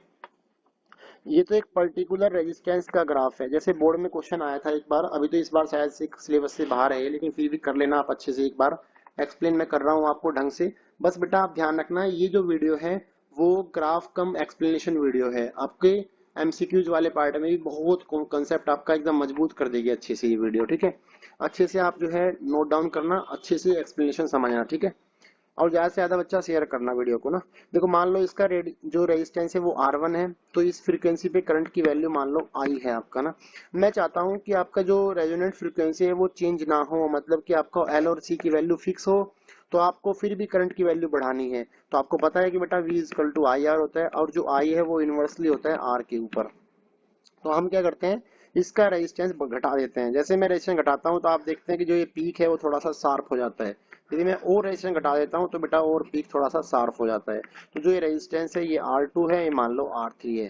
जैसे बोर्ड में क्वेश्चन आया था एक बार, ये ग्राफ बना रखा था, आपसे पूछा गया कि आपके पास ये ग्राफ है, आप यहाँ से इनका रेशियो का, इनका जो है एक वो बताइए सीक्वेंस, कि R1 ग्रेटर देन R2 है या ग्रेटर देन R3 है, पहला ऑप्शन। दूसरा ऑप्शन बेटा R1 जो है लेस देन R2 है और R3 है लेस देन। तीसरा ऑप्शन कि R1 बेटा जो है बराबर है R2 के और बराबर है R3 के। इस तरीके से ग्राफ था। तो आप ध्यान रखना, जितना आप ऊपर रेजिस्टेंस को डिक्रीज करेंगे उतना ही करंट का पीक जो है बढ़ता रहता है। तो ये ग्राफ जो है वही बता रखा है, यहाँ पे ग्राफ है बेटा ये ना, ठीक है। आप देख सकते हैं मैंने लिखा है सबसे ऊपर जो ग्राफ है उसका लो रेजिस्टेंस है, बीच वाले का मॉडरेट है और नीचे वाले का हाई है। इसका मतलब इनका रेजिस्टेंस का नीचे की तरफ इंक्रीजिंग है, ऊपर की तरफ डिक्रीजिंग ऑर्डर है, ठीक है बच्चे। अगले क्वेश्चन पे आ जाओ। देखो बेटा यहाँ पे ग्राफ है, ये फ्रीक्वेंसी वर्सेस करंट का ग्राफ है। ये इन केस ऑफ रेजिस्टर है। आपको पता है रेजिस्टेंस में जो है करंट तो फ्रीक्वेंसी पे डिपेंड ही नहीं करता, ठीक है, क्योंकि दोनों सेम फेज में होते हैं, उसमें कोई इफेक्ट नहीं पड़ता। यहाँ पे आप देख रहे हैं फ्रीक्वेंसी वर्सेस करंट का ग्राफ है, ठीक है। ये मैंने ग्राफ सेम आपको पीछे बनाया था अभी, ये कैपेसिटर वाले केस का ग्राफ है बेटा, देखो ये रहा, मैंने यहाँ बना रखा है आपको, ये कैपेसिटर वाले केस का ग्राफ है, फ्रीक्वेंसी वर्सेस करंट का ग्राफ, ठीक है। ये मैं आपको पहले ही एक्सप्लेन कर चुका हूँ बच्चा, ठीक है। आगे देखो ये वाला ग्राफ है बेटा, जो मैं बता रहा था आपको कि 6 चैप्टर से ग्राफ है आपका, जो एक ना वो ये वाला ग्राफ है बच्चे, ठीक है। ये वाले जो ग्राफ बना रखे हैं ये 6 चैप्टर का पार्ट है। देखो आपको पता है कि जो फाई होता है वो डायरेक्टली प्रोपोर्शनल टू आई होता है, जितना ज्यादा करंट होता है उतना ही आपका मैग्नेटिक फ्लक्स होता है, इसीलिए ग्राफ जो है डायरेक्टली प्रोपोर्शनल बन रखा है ना। ये वाला ग्राफ है मैग्नेटिक एनर्जी जो है आपकी वर्सेस करंट का ग्राफ। और आपको पता है बेटा मैग्नेटिक एनर्जी क्या होती है, हाफ एल आई स्क्वायर होती है। तो जो एनर्जी है वो डायरेक्टली प्रोपोर्शनल होती है किसके ऊपर, आई स्क्वायर के। जितना बच्चे आई बढ़ेगा उसी रेशो में आपका मैग्नेटिक एनर्जी बढ़ जाती है। तो इसलिए ग्राफ कैसे बन रहा है, एक पैराबोला की शेप में बन रहा है ग्राफ ना, इंक्रीजिंग ऑर्डर में ग्राफ है। ये वाला जो ग्राफ है वो क्या दिखा रहा है, ये वाला आपका ये जो आपके फेराडेज के लो है उस पे बेस ग्राफ है। ई इक्वल टू होता है बेटा माइनस का D L D I by D T. Sorry ये ग्राफ है बेटा जो आपका वो नहीं है सेल्फ इंडक्टेंस वाला पार्ट, उसमें जो बैक ईएमएफ बनता है ये उसका ग्राफ है, ईएमएफ वर्सेस आपका D I by D T का ग्राफ है। अब यहाँ पे दो ग्राफ है, देखो ये आपका एल तो ऑलरेडी कॉन्स्टेंट ही है, क्योंकि ये क्या होता है, ये हमारा सेल्फ इंडक्टेंस कोफिशिएंट है। यदि यहाँ से मैंने आपको बताया कि बेटा एल तो आपका कांस्टेंट हुआ, यदि मैं बोलूँ D I by D T भी आपका कांस्टेंट हो जाए, एक कॉन्स्टेंटली इंक्रीजिंग है, तो आप क्या है देख रहे हैं डायरेक्टली जो आपका वोल्टेज है वो क्या है डायरेक्टली प्रोपोर्शनल है, क्योंकि कांस्टेंट रेट से इंक्रीज हो रहा है। तो आपका क्या बनेगा, जितना वो बढ़ेगा उतना ही, जितना ये बढ़ेगा उतना ये बढ़ेगा। तो आपका ग्राफ क्या जाता है बेटा, नेगेटिव है यहाँ पे साइन, इसलिए नीचे की तरफ इंक्रीजिंग आता है, ठीक है। अब यदि मैं बोलूँ आपके जो करंट है वो कांस्टेंट है आपका, यदि कांस्टेंट ही हो जाए पूरा, तो इसका मतलब ईएमएफ क्या है, does not depends on D I by D T ना। तो आपका इसलिए ग्राफ कैसे आ गया बेटा, स्ट्रेट लाइन ग्राफ आ गया। अब आगे चलते हैं, अभी ये ग्राफ है बेटा, देखो एलसीआर वाला फ्रीक्वेंसी का ग्राफ है और अपोजिशन का ग्राफ है, कि ये ग्राफ है फ्रीक्वेंसी वर्सेस अपोजिशन। मैंने आपको अभी बताया था एट रेजोनेंस में जो आपकी यदि फ्रीक्वेंसी जो है, जिसे मैंने आर एफ आर लिख दूं 1/2 पाई रूट एल सी, जो आपका मैंने पीछे लिखा था omega is equal to 1/LC ना। तो ओमेगा क्या था बेटा 2 पाई इंटू एफ होता है, तो यहाँ से ये फ्रीक्वेंसी निकाल रखी है, ठीक है। इस फ्रीक्वेंसी जिसे बोलते हैं रेजोनेंट फ्रीक्वेंसी, इस फ्रीक्वेंसी पे अपोजिशन मिनिमम होता है और करंट मैक्सिमम होता है। आप देखो ग्राफ देखो यहाँ पे, ये अपोजिशन है और ये फ्रीक्वेंसी है, ये करंट है बेटा, ये फ्रीक्वेंसी है। इस फ्रीक्वेंसी पे करंट मैक्सिमम है और इसी फ्रीक्वेंसी पे अपोजिशन मिनिमम है। यदि आप फ्रीक्वेंसी बढ़ाते हैं तो अपोजिशन बढ़ना शुरू हो जाता है, फ्रीक्वेंसी घटाते हैं तो भी बेटा अपोजिशन बढ़ना शुरू हो जाता है, ठीक है। यदि आप फ्रीक्वेंसी रेजोनेट फ्रीक्वेंसी से ज्यादा करते हैं तो करंट घटता है, और यदि फ्रीक्वेंसी कम करते हैं बच्चे तो भी करंट घटता है, ठीक है। तो ये ग्राफ जो है किसके हैं, एलसीआर के हैं। ये फ्रीक्वेंसी वर्सेज करंट का ग्राफ है, ये फ्रीक्वेंसी वर्सेज इम्पीडेंस का ग्राफ है, ठीक है बेटा। ये चैप्टर नंबर 7 के क्वेश्चंस थे यहाँ पे ग्राफ के। अब आया चैप्टर नंबर 8, इससे केवल एक ही ग्राफ आता है कि आप जो है इलेक्ट्रोमैग्नेटिक वेव्स के प्रोपगेशन का ग्राफ दिखाइए बस केवल ना। तो आपको यहाँ से कई बार क्वेश्चन ऐसे फंस जाता है कि जो आपकी direction of the propagation of wave है, ऐसे आपको दे देगा direction of propagation of electromagnetic waves, वो मान लो बेटा एक्स एक्सिस में है, तो आप जो है इलेक्ट्रोमैग्नेटिक वेव्स का डायरेक्शन बना के दिखाइए, डायग्राम बना के दिखाइए। तो आप ध्यान रखना, आपको मैं एक बात बता दूं, इलेक्ट्रिक फील्ड और जो मैग्नेटिक फील्ड होते हैं वो बेटा दोनों आपस में क्या होते हैं, परपेंडिकुलर होते हैं। और जो ई क्रॉस बी होता है वो आपको डायरेक्शन ऑफ वेव के बारे में जानकारी देता है, ठीक है, क्योंकि ये क्रॉस प्रोडक्ट होता है। ध्यान रखना, ये भी कई बार एमसीक्यू में आ जाता है, ठीक है, कि जो ई क्रॉस बी है या फिर ई डॉट बी होता है, तो ई क्रॉस बी होता है जो क्या देता है आपको, direction of propagation of wave देता है। आपको क्वेश्चन में गिवन है बच्चे की जो एक्स है वो क्या है, एक्स एक्सिस में क्या है, डायरेक्शन है वेव की ना, और इलेक्ट्रिक फील्ड मैग्नेटिक फील्ड क्या है, आपस में परपेंडिकुलर है। तो हम क्या करते हैं, हम किसी भी डायरेक्शन में इलेक्ट्रिक फील्ड को मान लेते हैं। मान लो मैंने मान लिया कि बेटा जो इलेक्ट्रिक फील्ड है वो मान लो वाई एक्सिस में है, तो और इलेक्ट्रिक फील्ड भी आपको पता है कि साइनोसोडल वेव होती है, मैग्नेटिक फील्ड भी साइनोसोडल वेव होती है। तो मान लो मैंने इलेक्ट्रिक फील्ड का ग्राफ बना दिया ऐसे। और आपको एक बात और पता होगी कि जो इलेक्ट्रिक फील्ड और मैग्नेटिक फील्ड है वो टाइम वेरिंग होते हैं इलेक्ट्रोमैग्नेटिक वेव्स में ना, कि पहले इलेक्ट्रिक फील्ड की वैल्यू 0 थी, फिर धीरे धीरे बढ़नी शुरू होती है, बढ़ते बढ़ते पीक होता है, फिर धीरे धीरे वैल्यू घटनी शुरू होती है, लेकिन डायरेक्शन सेम है। यहाँ जाके फिर डायरेक्शन जो है चेंज हो जाती है, लेकिन वैल्यू धीरे धीरे बढ़ रही है। धीरे धीरे वैल्यू बढ़ती रही, फिर आपके जीरो आती है, फिर ऐसे ऐसे होता है। ठीक है बेटा, तो ये मान लो मैंने मान लिया इलेक्ट्रिक फील्ड कहाँ है, वाई एक्सिस में है। अभी क्या होता है, यहीं पे यदि मैं इलेक्ट्रिक फील्ड मैग्नेटिक फील्ड अगर आप भी बनाता हूँ, तो आप ऑब्जर्व करते हैं कि जो मैग्नेटिक फील्ड इलेक्ट्रिक फील्ड है बेटा, दोनों क्या है आपस में परपेंडिकुलर। परपेंडिकुलर से क्या होता है, ये वाई एक्सिस में है तो हम उसे मान लेते हैं जेड एक्सिस में है, कि जो मैग्नेटिक फील्ड है वो किस तरफ है, जेड में है। तो यहाँ का जेड एक्सिस क्या होता है बेटा, जेड तो ये होता है आपका, ये आपका वाई है, ये आपका हमने एक्स मान रखा है। तो यहाँ पे जेड इधर है, तो यहाँ जितना ये इधर पीक था उतना ही आप पीक इधर कर देते हैं, ये थोड़ा सा कम, थोड़ा सा कम, ये थोड़ा सा कम, ये जीरो, ये कम कम होते होते ये यहाँ जीरो हो जाता है। ये देखो यहाँ नेगेटिव वाई में है, तो बेटा हम इसे दिखाए थे नेगेटिव जेड के अंदर। यहाँ भी आपने धीरे धीरे मैग्नीट्यूड कम कर दिया, ये बेटा फिर से सेम आ जाएगा आपका। तो आप देखते हैं जब आप सारी चीजों को मिलाते हैं तो आपका ग्राफ कुछ कुछ ऐसे ऐसे आ जाता है। That is the electromagnetic waves graph ना, कि आपकी जो प्रोपगेशन ऑफ वेव है वो किस तरफ है, एक्स एक्सिस में है। आपने मैग्नेटिक फील्ड कहाँ लिया है, वाई में या फिर जेड में लिया है। ठीक है बेटा, अगले उस पर आते हैं। ये आप चैप्टर नंबर 9 के ग्राफ है, रे ऑप्टिक्स के ग्राफ ना। ठीक है बेटा, इसमें क्या है, जो ये ग्राफ बनाया गया है, पहले ही जो ग्राफ है, 3 ग्राफ आपके सामने है, 1 2 और 3 ना। तीनों ग्राफ जो है वो टीआईआर पे बेस है। आपको पता होगा टीआईआर क्या होता है, टोटल इंटरनल रिफ्लेक्शन। ये कब होता है, इसकी 2 कंडीशन होती है। पहली कंडीशन बेटा कि जो रेज है वो ऑलवेज डेंसर टू रेयर जानी चाहिए, डेंसर टू रेयर मीडियम जाएगी तब जाके टीआईआर होगा। दूसरी बात की जो एंगल ऑफ इंसिडेंस है वो must be greater than angle of critical होना चाहिए। अब क्रिटिकल एंगल भी मैं आपको बता देता हूँ क्या होता है, कि क्रिटिकल एंगल एक उस इंसिडेंट एंगल के बराबर है जब आपका एंगल ऑफ रिफ्रैक्शन कितना हो जाए बच्चे, 90 डिग्री हो जाए, तो टीआईआर होता है, अदरवाइज टीआईआर नहीं होगा। ठीक है, तो ये हमारी इसकी एक एप्लीकेशन है, जिस एप्लीकेशन का नाम है totally reflected prism. Totally reflected prism क्या होते हैं, कि ऐसे प्रिज्म जिनमें एक एंगल 45, 90 और 45 डिग्री होते हैं। ठीक है, इन्हें आइसोसेलेस प्रिज्म भी बोलते हैं। इसे हम 2 तरीके से यूज करते हैं। यहाँ पे जो क्वेश्चन आता है वो क्वेश्चन ऐसे आता है कि draw the diagram of prism, कि जिसमें आपका 90 डिग्री का डेविएशन होता है। तो हम क्या करते हैं, आपके प्रिज्म को हम इस तरीके से रखते हैं, यहाँ 90 डिग्री है आपका, तो यहाँ आप रे ऑब्जेक्ट रखते हैं, ए भी है आपका, यहाँ से रे गई ऐसे, ये जो रे है सीधी जा रही है 90 डिग्री, तो यहाँ टकराती है, ये यहाँ पे टकराती है। और ये प्रिज्म कैसे है आपके, टोटली रिफ्लेक्टेड प्रिज्म है। तो यहाँ पे हर पॉइंट्स पे टीआईआर होता है। यदि 90 डिग्री पे रे आ रही है तो वो सीधी टकरा के निकल जाएगी बाहर। देखो यहाँ से टीआईआर हुआ, रे सीधी यहाँ 90 इस सरफेस पे 90 पे टकराई, सीधी निकल गई बाहर, यहाँ टकराई सीधी बाहर निकल गई। तो ए वाली रे जो है डाइवर्ट होके कहाँ आ गई, ए डैश पे, ये वाली रे आ गई बेटा बी डैश पे। तो आपका ग्राफ कैसे बन गया, ऐसे बन गया। तो आपके रे पहले ग्राफ था ए बी ऐसे, अब बन गया ए बी डैश। तो आपका 90 डिग्री का यहाँ पे फेज रिवर्सल आ गया। ठीक है, तो ये ग्राफ आपका ऐसे बन जाता है। सेम वे में 180 डिग्री में आप ऐसे लगाएंगे, और ये भी आपका 180 डिग्री वाला ग्राफ है। ठीक है बच्चे, अगले ग्राफ पे आते हैं।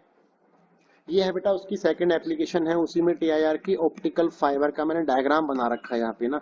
कई बार क्या होता है क्वेश्चन में आ जाता है कि ऑप्टिकल फाइबर को समझाओ आप ना। तो ऑप्टिकल फाइबर की वर्किंग तो आप मेरी वीडियो से देख सकते हैं आसानी से, पीवाईक्यूज वाली में मैंने उसको एक्सप्लेन किया है। मैं आपको यहाँ डायग्राम बता देता हूँ। यहाँ से कई बार क्वेश्चन फंस जाता है कि आप जब डायग्राम बनाते हैं ना, तो क्या होता है ऑप्टिकल फाइबर में ना 2 कांच की तारें होती है, जिसके ऊपर कोटिंग होती है, जिसे बफर कोटिंग बोलते हैं बेसिकली ना। तो इसमें क्या होता है, एक वायर जो अंदर वाली वायर है, जिसे हम कोर बोलते हैं आप ना, कोर का मान लो रिफ्लेक्टिव इंडेक्स μ1 है, इसके ऊपर दूसरी कांच की तार भी होती है, थोड़ी सी उसकी रेडियस ज्यादा होती है, जिस दूसरे वाले को हम क्लैडिंग बोलते हैं। और क्लैडिंग का जो रिफ्लेक्टिव इंडेक्स है मान लो μ2 है। तो टीआईआर तभी होता है जब आपका कोर का रिफ्लेक्टिव इंडेक्स ज्यादा होता है एज कंपेयर टू क्लैडिंग के। ये क्वेश्चन भी पेपर में आता है, ध्यान रखना अपना। और इसके ऊपर आप जो है थोड़ी सी और लेयर की वो जो है प्लास्टिक वगैरह चढ़ा देते हैं, रबड़ वगैरह, जिसे हम बफर कोटिंग बोलते हैं। ठीक है बेटा, तो ये होता है आपका ऑप्टिकल फाइबर, जिसकी कंडीशन क्या बताई थी, स्पेशली μ1 ग्रेटर देन μ2 होना चाहिए, और जो रिफ्लेक्टिव इंडेक्स है बेटा वो कोर का ज्यादा होना चाहिए एज कंपेयर टू क्लैडिंग के, तभी आपका टीआईआर पॉसिबल है ऑप्टिकल फाइबर के अंदर, वरना नहीं है। ठीक है, ये जो अगला ग्राफ है बेटा ये है प्रिज्म पे बेस ग्राफ ना, कि जो आपका प्रिज्म है, प्रिज्म के अंदर angle of deviation versus angle of incident का ग्राफ है ये ना। आपने यहाँ पे एक फॉर्मूला सुना होगा, यहाँ रिफ्लेक्टिव इंडेक्स का एक फॉर्मूला आता है, ई mu equal to sine A plus del M by 2 divide by sine A by 2। ये एक नॉर्मल ग्राफ है आपका। यदि मैं यहाँ से एंगल ऑफ डेविएशन को मिनिमम कर दूं ना, तो बेटा एंगल ऑफ डेविएशन जब मिनिमम होता है तब होता है ये जब आई इजकल टू ई हो जाए या फिर R equal to R dash हो जाए ना। तो आप ऑब्जर्व करते हो कि इस एंगल पे जो एंगल ऑफ डेविएशन है वो मिनिमम आता है, जिसके बेस पे जो हम ग्राफ बनाते हैं ये वाला ग्राफ बनाते हैं। ठीक है, एक एंगल है मेरे पास आई इजकल टू ई, जब एंगल ऑफ इंसिडेंस इमरजेंस के बराबर हो जाएगा और आर इजकल टू क्या हो जाएगा बेटा, आर डैश ना। तो यहाँ हमारा इंसिडेंट एंगल है, ये आपका डेल है, एंगल ऑफ डेविएशन। तो इस एंगल पे मिनिमम डेविएशन होता है आपका, ये आपका प्रैक्टिकल भी है 12th में ना, del equal to del M है। यदि आप इसे बढ़ाते हैं तो ये बढ़ता है, घटाते हैं तो भी ये बढ़ता है, ठीक है। तो इसलिए आपका ग्राफ कैसे आता है बेटा, ये ग्राफ ऐसे आता है, ठीक है। अब आ जाओ चैप्टर नंबर 10, ये वेव ऑप्टिक्स के ग्राफ से। वेव ऑप्टिक्स में जो ग्राफ बना रखे मैंने ये, इस पे 100% एक क्वेश्चन पेपर में आता है बेटा, वेव फ्रंट पे बेस ना, और एक ग्राफ जरूर पूछेगा आपसे ना, ठीक है। तो वेव फ्रंट में देखो तीन तरह के वेव फ्रंट होते हैं, एक होता है स्फेरिकल वेव फ्रंट, जिसके लिए सोर्स कैसा होता है, पॉइंट सोर्स होता है। पॉइंट सोर्स जो है स्फेरिकल वेव फ्रंट जनरेट करते हैं। सिलेंड्रिकल वेव फ्रंट कब बनता है, जब आपका लाइन सोर्स होता है, लाइन सोर्स में से आपके सिलेंड्रिकल वेव फ्रंट बनाएगा।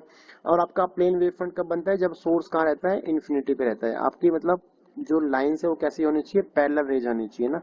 और एक और बात ध्यान रखना, जो रेज है बेटा वो ऑलवेज परपेंडिकुलर होती है किसके ऊपर, वेव फ्रंट के ऊपर ना। ये क्वेश्चन 2022 में आया था टर्म 2 के एग्जाम में, ठीक है, कि रेज जो है वेव फ्रंट पे परपेंडिकुलर होती है या कैसे होती है, एंगल पूछा गया था केवल, ठीक है, 1 मार्क्स में ना, और वेव फ्रंट को डिफाइन कराया गया था। तो ये तीन तरह के वेव फ्रंट है, ये प्लेन वेव फ्रंट है, ये आपके सिलेंड्रिकल है बेटा, और ये है आपके स्फेरिकल ना। अब यहाँ से क्वेश्चन ऐसे भी आता है, देखो ये क्या है, कन्वर्जिंग, ये कन्वर्जिंग आपका स्फेरिकल वेव फ्रंट है आपके, कि आपकी रेज मान लो एक सीधी एक पॉइंट पे जो है लाइट सारी क्या हो रही है, कन्वर्ज हो रही है। अब इसका बताऊंगा आगे यूज क्या है। देखो कन्वर्ज हो रही है, इसका मतलब वेव फ्रंट कैसे बनेगा बेटा, स्फेरिकल बनेगा। यहाँ पे क्या हो रहा है, एक पॉइंट से रेज डाइवर्ज हो रही है, रेज डाइवर्ज हो रही है तो भी आपका वेव फ्रंट ऐसे रहेगा ना। तो ये हो गया आपका डाइवर्जिंग वेव फ्रंट, यदि एक पॉइंट से रेज बाहर निकल रही है, ये हो गया बेटा एक ही पॉइंट पे मीट कर रही है, that is converging wave front ना। और क्वेश्चन पेपर में क्वेश्चन कैसे आता है वो नीचे लगा रखा मैंने, देखो ये वाला ना। एक क्वेश्चन तो ये भी पूछता है कि आपके जो है आपके पास एक प्रिज्म है, प्रिज्म से आपका जो ये प्लेन वेव फ्रंट गुजरता है ऐसे ना, ये आपकी रेज है, रेज पे परपेंडिकुलर होता है वेव फ्रंट ना, ये आपका इंसिडेंट वेव फ्रंट हो गया। जब ये यहाँ टकराता है तो आप जो है इसका रिफ्लेक्टेड वेव फ्रंट बनाइए ना। तो आप देखते हैं रिफ्लेक्टिव वेव फ्रंट कैसे बनता है, ये लाइट थोड़ी सी बैंड कर जाती है, ये हल्की सी बैंड कर गई, ये यहाँ से और बैंड करके चली जाती है ऐसे। तो यदि आप डालते हैं परपेंडिकुलर लाइन यहाँ से, तो बेटा ये इसका रिफ्लेक्टेड वेव फ्रंट बन जाता है, ठीक है बच्चे, that is refracted wave front, जो मैंने यहाँ डायग्राम में दिखा रखा है ना, ठीक है। इसी में एक क्वेश्चन आता है कि आपके पास एक कॉन्वेक्स लेंस है, कॉन्वेक्स में दो क्वेश्चन बनते हैं कि जब आपका एक प्लेन वेव फ्रंट इस पे इंसिडेंट हो रहा है, प्लेन का मतलब होता है कि लाइट कहाँ से आ रही है, आपकी इन्फिनिटी से आ रही है, तो पैरेलल रेज है, पैरेलल रेज है तो आपका वेव फ्रंट कैसे आ रहा है, ये प्लेन वेव फ्रंट इस पे इंसिडेंट हुआ। अब आपकी रेज पैरेलल आ रही है तो इसका मतलब वो कहाँ करेगी बेटा, वो एक फोकस पे जाके सारी रेज जो है मीट कर जाएगी। फोकस पे जाएगी तो देखो आपका, अभी मैंने पीछे बताया था, यहाँ पे देखो ये कन्वर्ज हो रही है एक ही पॉइंट पे, तो आपका वेव फ्रंट कैसे बनेगा, कन्वर्जिंग वेव फ्रंट बनेगा, स्फेरिकल वाला। तो आपका ग्राफ कैसे बन जाता है, ऐसे बन जाता है। ये लेकिन तब बना है जब आपकी रेज कहाँ से आ रही है, इन्फिनिटी से आ रही है, मतलब किसी, ये वाला केस है बेटा ये कॉन्वेक्स लेंस में, जब आपका प्लेन वेव फ्रंट इंसिडेंट हो रहा है। लेकिन दूसरा केस, यहीं से कई बार क्वेश्चन पूछता है कि आपके पास कॉन्वेक्स लेंस है, लेकिन आपका जो पॉइंट सोर्स है वो फोकस पे रखा गया है। तो यहाँ से आपको पता है फोकस पे रखा गया है, तो बेटा ये मान लो ऐसे लाइट निकलेगी आपकी ना, तो यहाँ से कौन सा वेव फ्रंट निकल रहा है, ये आपका स्फेरिकल वेव फ्रंट निकल रहा है। जब यहाँ ये टकराएगी तो ये लाइट टकराने के बाद क्या होता है, सारी रेज जो है प्रिंसिपल एक्सिस की हो जाती है पैरेलल। तो बेटा यदि रेज एक्सिस के पैरेलल हो गई तो इसका जो वेव फ्रंट बनता है दैट इज प्लेन ना, तो ये आपका रिफ्रैक्टेड प्लेन वेव फ्रंट बन गया आपका, ठीक है। ये बेटा डायग्राम है। अगले क्वेश्चन पे आते हैं, अगला डायग्राम क्या है इसमें, अगले वाला कॉन्वेक्स कॉनकेव मिरर वाला डायग्राम है, ठीक है। यहाँ से देखो बेटा इन्फिनिटी से एक प्लेन वेव फ्रंट आया, ये टकराया, इस पे टकराने के बाद ये क्या करता है, ये फोकस पे मर्ज हो जाता है, फोकस पे होते ही जो आपका ग्राफ है वो कैसे बनता है, वेव फ्रंट आपके स्फेरिकल बन जाते हैं, ठीक है। ये चैप्टर 10 का ही ग्राफ है, किसका, इंटरफेरेंस वाली इंटेंसिटी पैटर्न है आपका। ये आपको पता होगा इंटरफेरेंस में क्या होता है कि एट ईच पॉइंट, चाहे वो मिनिमा हो चाहे वो मैक्सिमा हो, मतलब ब्राइट फ्रिंज बन रही हो चाहे आपकी बेटा डार्क फ्रिंज बन रही हो, हर पॉइंट पे इंटेंसिटी बराबर होती है, हर ब्राइट फ्रिंज की इंटेंसिटी बराबर होती है, हर डार्क फ्रिंज की इंटेंसिटी जो है सेम होती है, डार्क में 0 होती है और ब्राइट में जो मैक्सिमम इंटेंसिटी होती है वो होती है बेटा 4a² that is I max ना। और जो मिनिमम होती है आई मिनिमम, उसकी वैल्यू होती है बच्चे कितनी, 0, ठीक है। उसके बेस पे ये ग्राफ बनाया गया है आपका ऐसे, ये सेंटर है आपका जो कि मैक्सिमम होता है, यहाँ मैक्सिमा है, उसके बाद एक ये सेंट्रल ब्राइट है आपकी, ये फिर डार्क आता है, फिर आपकी ब्राइट आएगी, यहाँ पे ब्राइट मान लेते हैं, ये आपका फिर डार्क आया, ये फिर ब्राइट आती है, इस तरीके से चलती है आपकी ना। तो यहाँ पे क्या होता है, यहाँ से आपका ब्राइट मैक्सिमम है इस पे, यहाँ मिनिमम हो गया, उसके बाद ये फिर ब्राइट यहाँ उठेगा, ये पीक पे चला गया, फिर यहाँ से 0 पे जाएगा, फिर पीक पे चला गया बेटा यहाँ, फिर आपका 0 पे जाएगा, ऐसे ग्राफ बनता है। और जो सेपरेशन है सेंटर से लेके सेंटर से यहाँ तक की जो सेपरेशन है, जो पहली डार्क बनती है वो बनती है लैम्डा डी बाई 2d पे, जो दूसरी डार्क ब्राइट बनती है फिर ये लैम्डा डी बाई डी पे बन जाएगा, दूसरी डार्क बनती है बेटा ये बनती है 3d लैम्डा बाई 2d पे। इस तरीके से मैंने देखो ग्राफ में लिखा हुआ है, तो आपको ये अच्छे से लिखना आना चाहिए, ठीक है बेटा। तो इंटरफेरेंस में क्या होता है, हर ब्राइट फ्रिंज की जो इंटेंसिटी होती है वो सेम होती है और हर डार्क फ्रिंज की जो इंटेंसिटी है वो 0 होती है।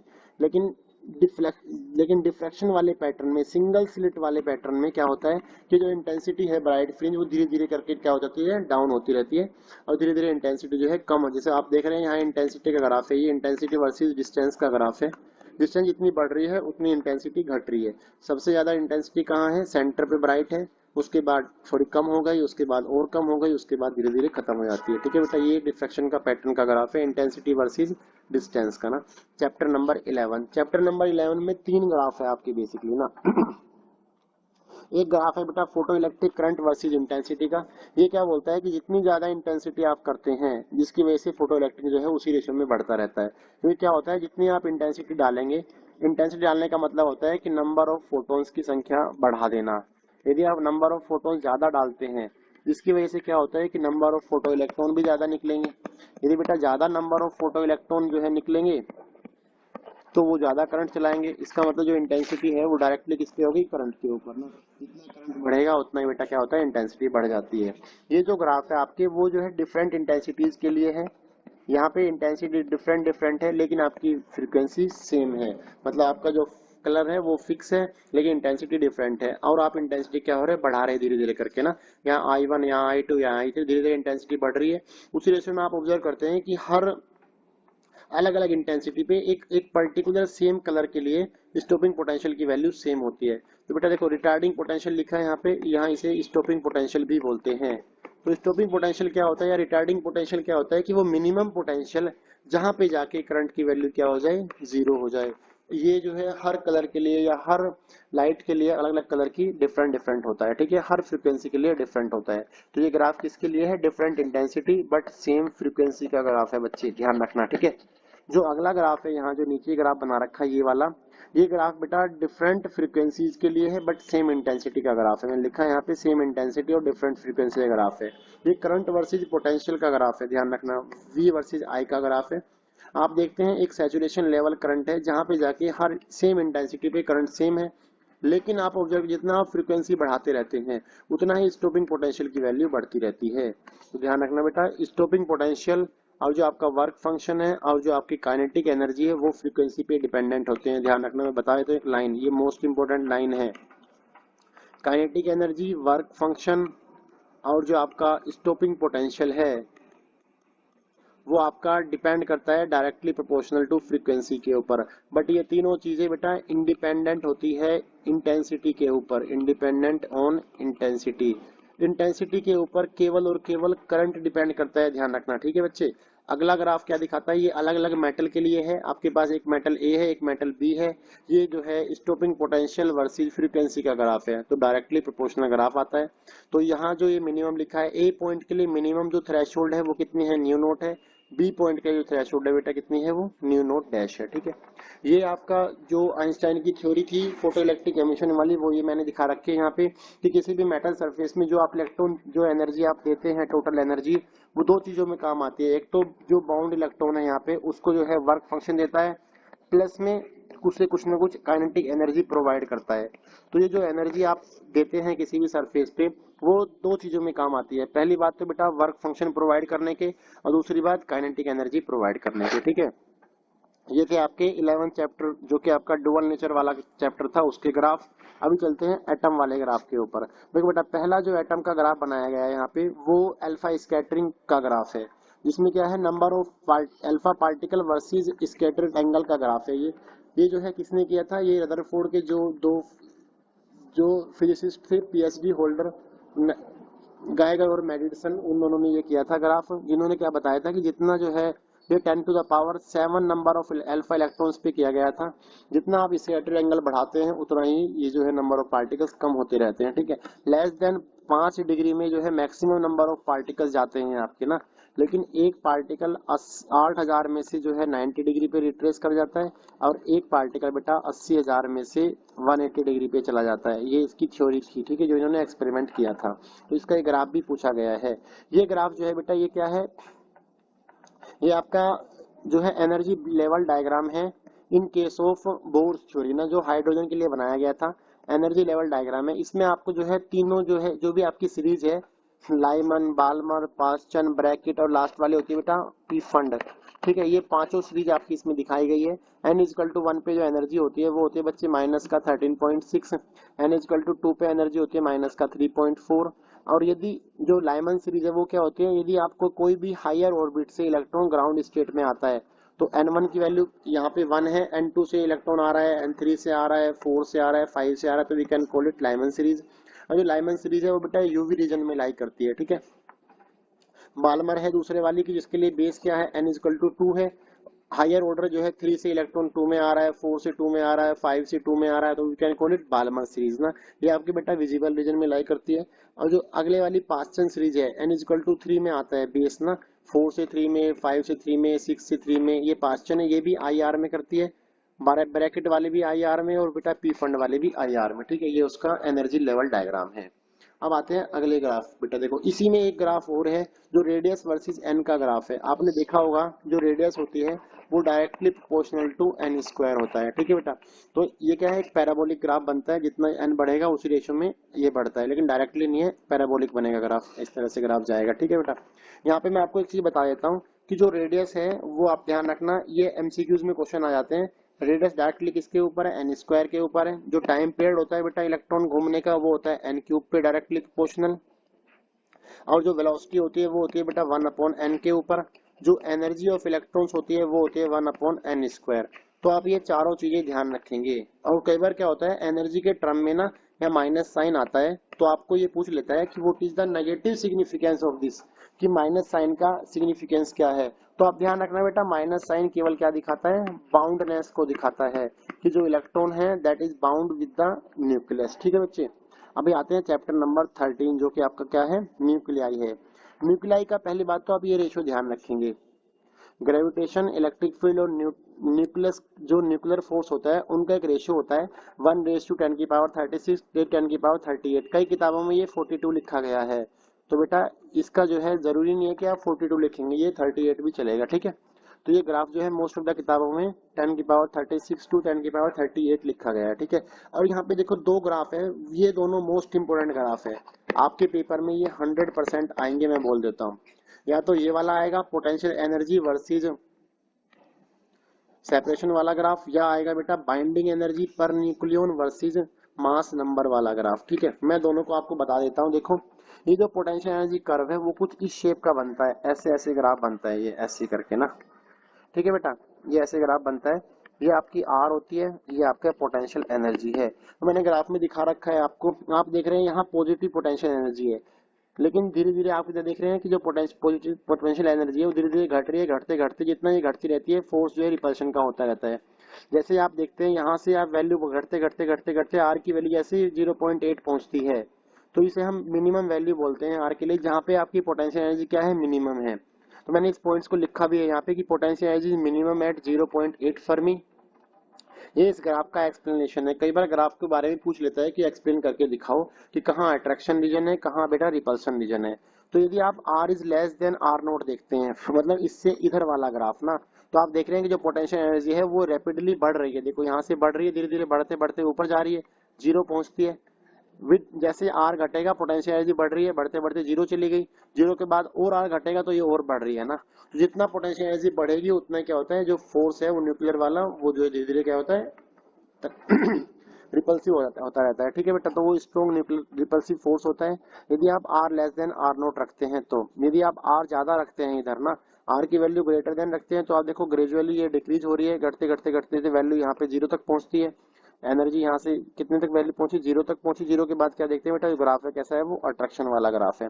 लेकिन आप देखते हैं यदि r की वैल्यू 10 फर्मी हो जाती है, तो आप देखते हैं कि जो पोटेंशियल एनर्जी वो कितनी हो जाती है, 0 के बराबर हो जाती है। ये तो इसका ग्राफ का एक्सप्लेनेशन था, आप ग्राफ बनाना सीख लेना अच्छे से, ठीक है। यहाँ पे आपको माइनस का 100 दिखाना है मेगा इलेक्ट्रॉन वोल्ट, यहाँ पे आपको प्लस का 100 दिखाना है, ठीक है बेटा। ये जो ग्राफ है, ये वाला ग्राफ, ये ग्राफ है बेटा बाइंडिंग एनर्जी पर न्यूक्लियन का ग्राफ ना। ये इसमें आपको 4-5 जो है एटम्स का जो है ध्यान रखना है। यहाँ नीचे दिखाना है हाइड्रोजन वाला H2 लिखा है ये, यहाँ पे आपका हीलियम, ये लिथियम, ये कार्बन, ये नाइट्रोजन, ये ऑक्सीजन। फिर सबसे जो मोस्ट स्टेबल न्यूक्लाई है वो होता है बेटा आयरन। उसके बाद जो है क्या है, यूरेनियम है। मैंने यहाँ कुछ समझाने के पर्पज से कुछ एक लाइन लिखी हुई है, देखो यहाँ लिखा है बेटा nuclei prone to fission. It means क्या है, कई बार क्वेश्चन में आ जाता है कि भाई binding energy nucleon with mass number के ग्राफ से आप ये बताओ कि कौन न्यूक्लियर फिजन और फ्यूजन को बताओ कि कौन से जो न्यूक्लाई है वो फिजन में काम आते हैं, कौन से न्यूक्लाई फ्यूजन में काम आते हैं। तो आप ध्यान रखना बेटा, जो हायर वाले न्यूक्लाई है जिनका मास नंबर बहुत ज्यादा है, 210 से जिनका मास नंबर ज्यादा है, वो न्यूक्लियाई जो है न्यूक्लियर फिजन में काम आते हैं।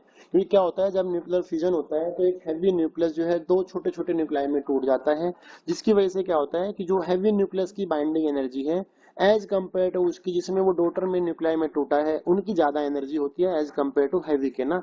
तो होता क्या है, यहाँ पे बहुत सारा एनर्जी रिलीज होता है, इसलिए यहाँ पे न्यूक्लियर फिजन होता है। लेकिन जो छोटे एलिमेंट है जैसे कि आपका हाइड्रोजन है ना, जब 2 या 4 1H1 वाले मिलके हाइड्रोजन हीलियम बनाते हैं तो आप ऑब्जर्व करते हो यहाँ फ्यूजन होता है। फ्यूजन का मतलब होता है फ्यूज होना, मतलब कि जब 2 या 2 से ज्यादा आपके न्यूक्लाई मिलके एक हैवी न्यूक्लियस बनाते हैं, ठीक है। तो आप देखते हैं यहाँ पे जो एनर्जी निकलती है, जो बाइंडिंग एनर्जी होती है, वो as compare to parent nuclei के जो डॉटर न्यूक्लाई बनता है उसकी ज्यादा होती है, लेकिन ज्यादा नहीं होती ज्यादा मैक्सिमम, लेकिन हाँ उससे ज्यादा होती है, ठीक है। जैसे यहाँ मान लो हाइड्रोजन की देखो यहाँ 2 है, लेकिन आप देख रहे हैं हीलियम की जो है बेटा 6 पॉइंट कुछ नियर अबाउट होती है। तो यहाँ जो है ये जो न्यूक्लाई है वो किस काम में आते हैं, फ्यूजन वाले काम में आते हैं। इन दोनों में से बेटा ये ग्राफ पक्का आपके पेपर में आएगा। चलिए अब आगे चलते हैं। ये बेटा लास्ट चैप्टर है, चैप्टर नंबर 14 सेमीकंडक्टर्स ना, ठीक है। तो यहाँ पे देखो मैंने एनर्जी बैंड डायग्राम दिखा रखे हैं। ये बेटा कंडक्टर केस में है, ये इंसुलेटर और ये सेमीकंडक्टर ना। देखो आपको बता दूं, कंडक्टर में जो होता है क्या होता है, ओवरलैपिंग होती है। दो तरह के बैंड है आपके, वैलेंस बैंड और कंडक्शन बैंड। होता क्या है कि ये जो कंडक्शन बैंड है, देखो कंडक्शन बैंड में इलेक्ट्रॉन तब पहुंचता है जब आपका वैलेंस बैंड फुल्ली फिल्ड हो जाए, या तो फिर आप जो है किसी भी मटेरियल को हीट करें ना, तब जाके इलेक्ट्रॉन जंप करेगा, अदरवाइज नहीं करेगा, ठीक है। तो आप देखते हैं जब हम कंडक्टर का बनाते हैं, मेटल वाले केस में हम एनर्जी बैंड डायग्राम बनाते हैं, तो जो आपका ये वैलेंस बैंड वाला नीचे वाला हिस्सा है और जो कंडक्शन बैंड जो ऊपर वाला हिस्सा है, आप देख रहे हैं मैंने यहाँ पे ओवरलैपिंग दिखा रखे है इतना हिस्सा ना। तो इसमें क्या होता है, मेटल में जैसे ही आप जो है बैटरी लगाते हैं तो आप ऑब्जर्व करते हैं कि जो इलेक्ट्रॉन वैलेंस बैंड में है, जो केवल शेयरिंग का काम करते हैं, वो तुरंत जो है कंडक्शन का काम भी कर देते हैं। मतलब कि कंडक्शन में जो इलेक्ट्रॉन होगा वो ही केवल और केवल करंट जनरेट करता है। वैलेंस बैंड का इलेक्ट्रॉन केवल और केवल भागीदारी शेयरिंग में काम आता है, वैलेंस ही बनाता है बस केवल। तो मेटल में क्या होता है बेटा, ओवरलैपिंग होती है, ध्यान रखना, ठीक है। मतलब पार्शियली फिल्ड होता है कंडक्शन बैंड और वैलेंस बैंड भी पार्शियली फिल्ड होता है इन केस ऑफ मेटल्स ना। लेकिन इंसुलेटर में क्या होता है, ये जो एनर्जी गैप होता है बीच में ना, एनर्जी गैप क्या होता है कि वो मिनिमम गैप जिसको यदि पार कर ले कोई इलेक्ट्रॉन तो वो वैलेंस बैंड में, वो कंडक्शन बैंड में पहुंच जाएगा, वो जो है इजिली जो है करंट जनरेट कर सकता है। तो इन केस ऑफ इंसुलेटर जो ये गैप है वो बेटा 3 इलेक्ट्रॉन वोल्ट होता है, that is very very enough. इसलिए क्या होता है, कभी इंसुलेटर जो है वो कंडक्टर की तरह बिहेव ही नहीं कर सकता है। इसलिए इन केस ऑफ इंसुलेटर जो वैलेंस बैंड है वो बेटा फुल्ली फिल्ड होता है, लेकिन आपका कंडक्शन बैंड ऑलवेज एम्प्टी रहता है। और जो सेमीकंडक्टर की बात करते हैं, सेमीकंडक्टर क्या होते हैं, कभी तो काम करते हैं एज ए कंडक्टर की तरह, कभी काम करते हैं बच्चे एज ए इंसुलेटर की तरह।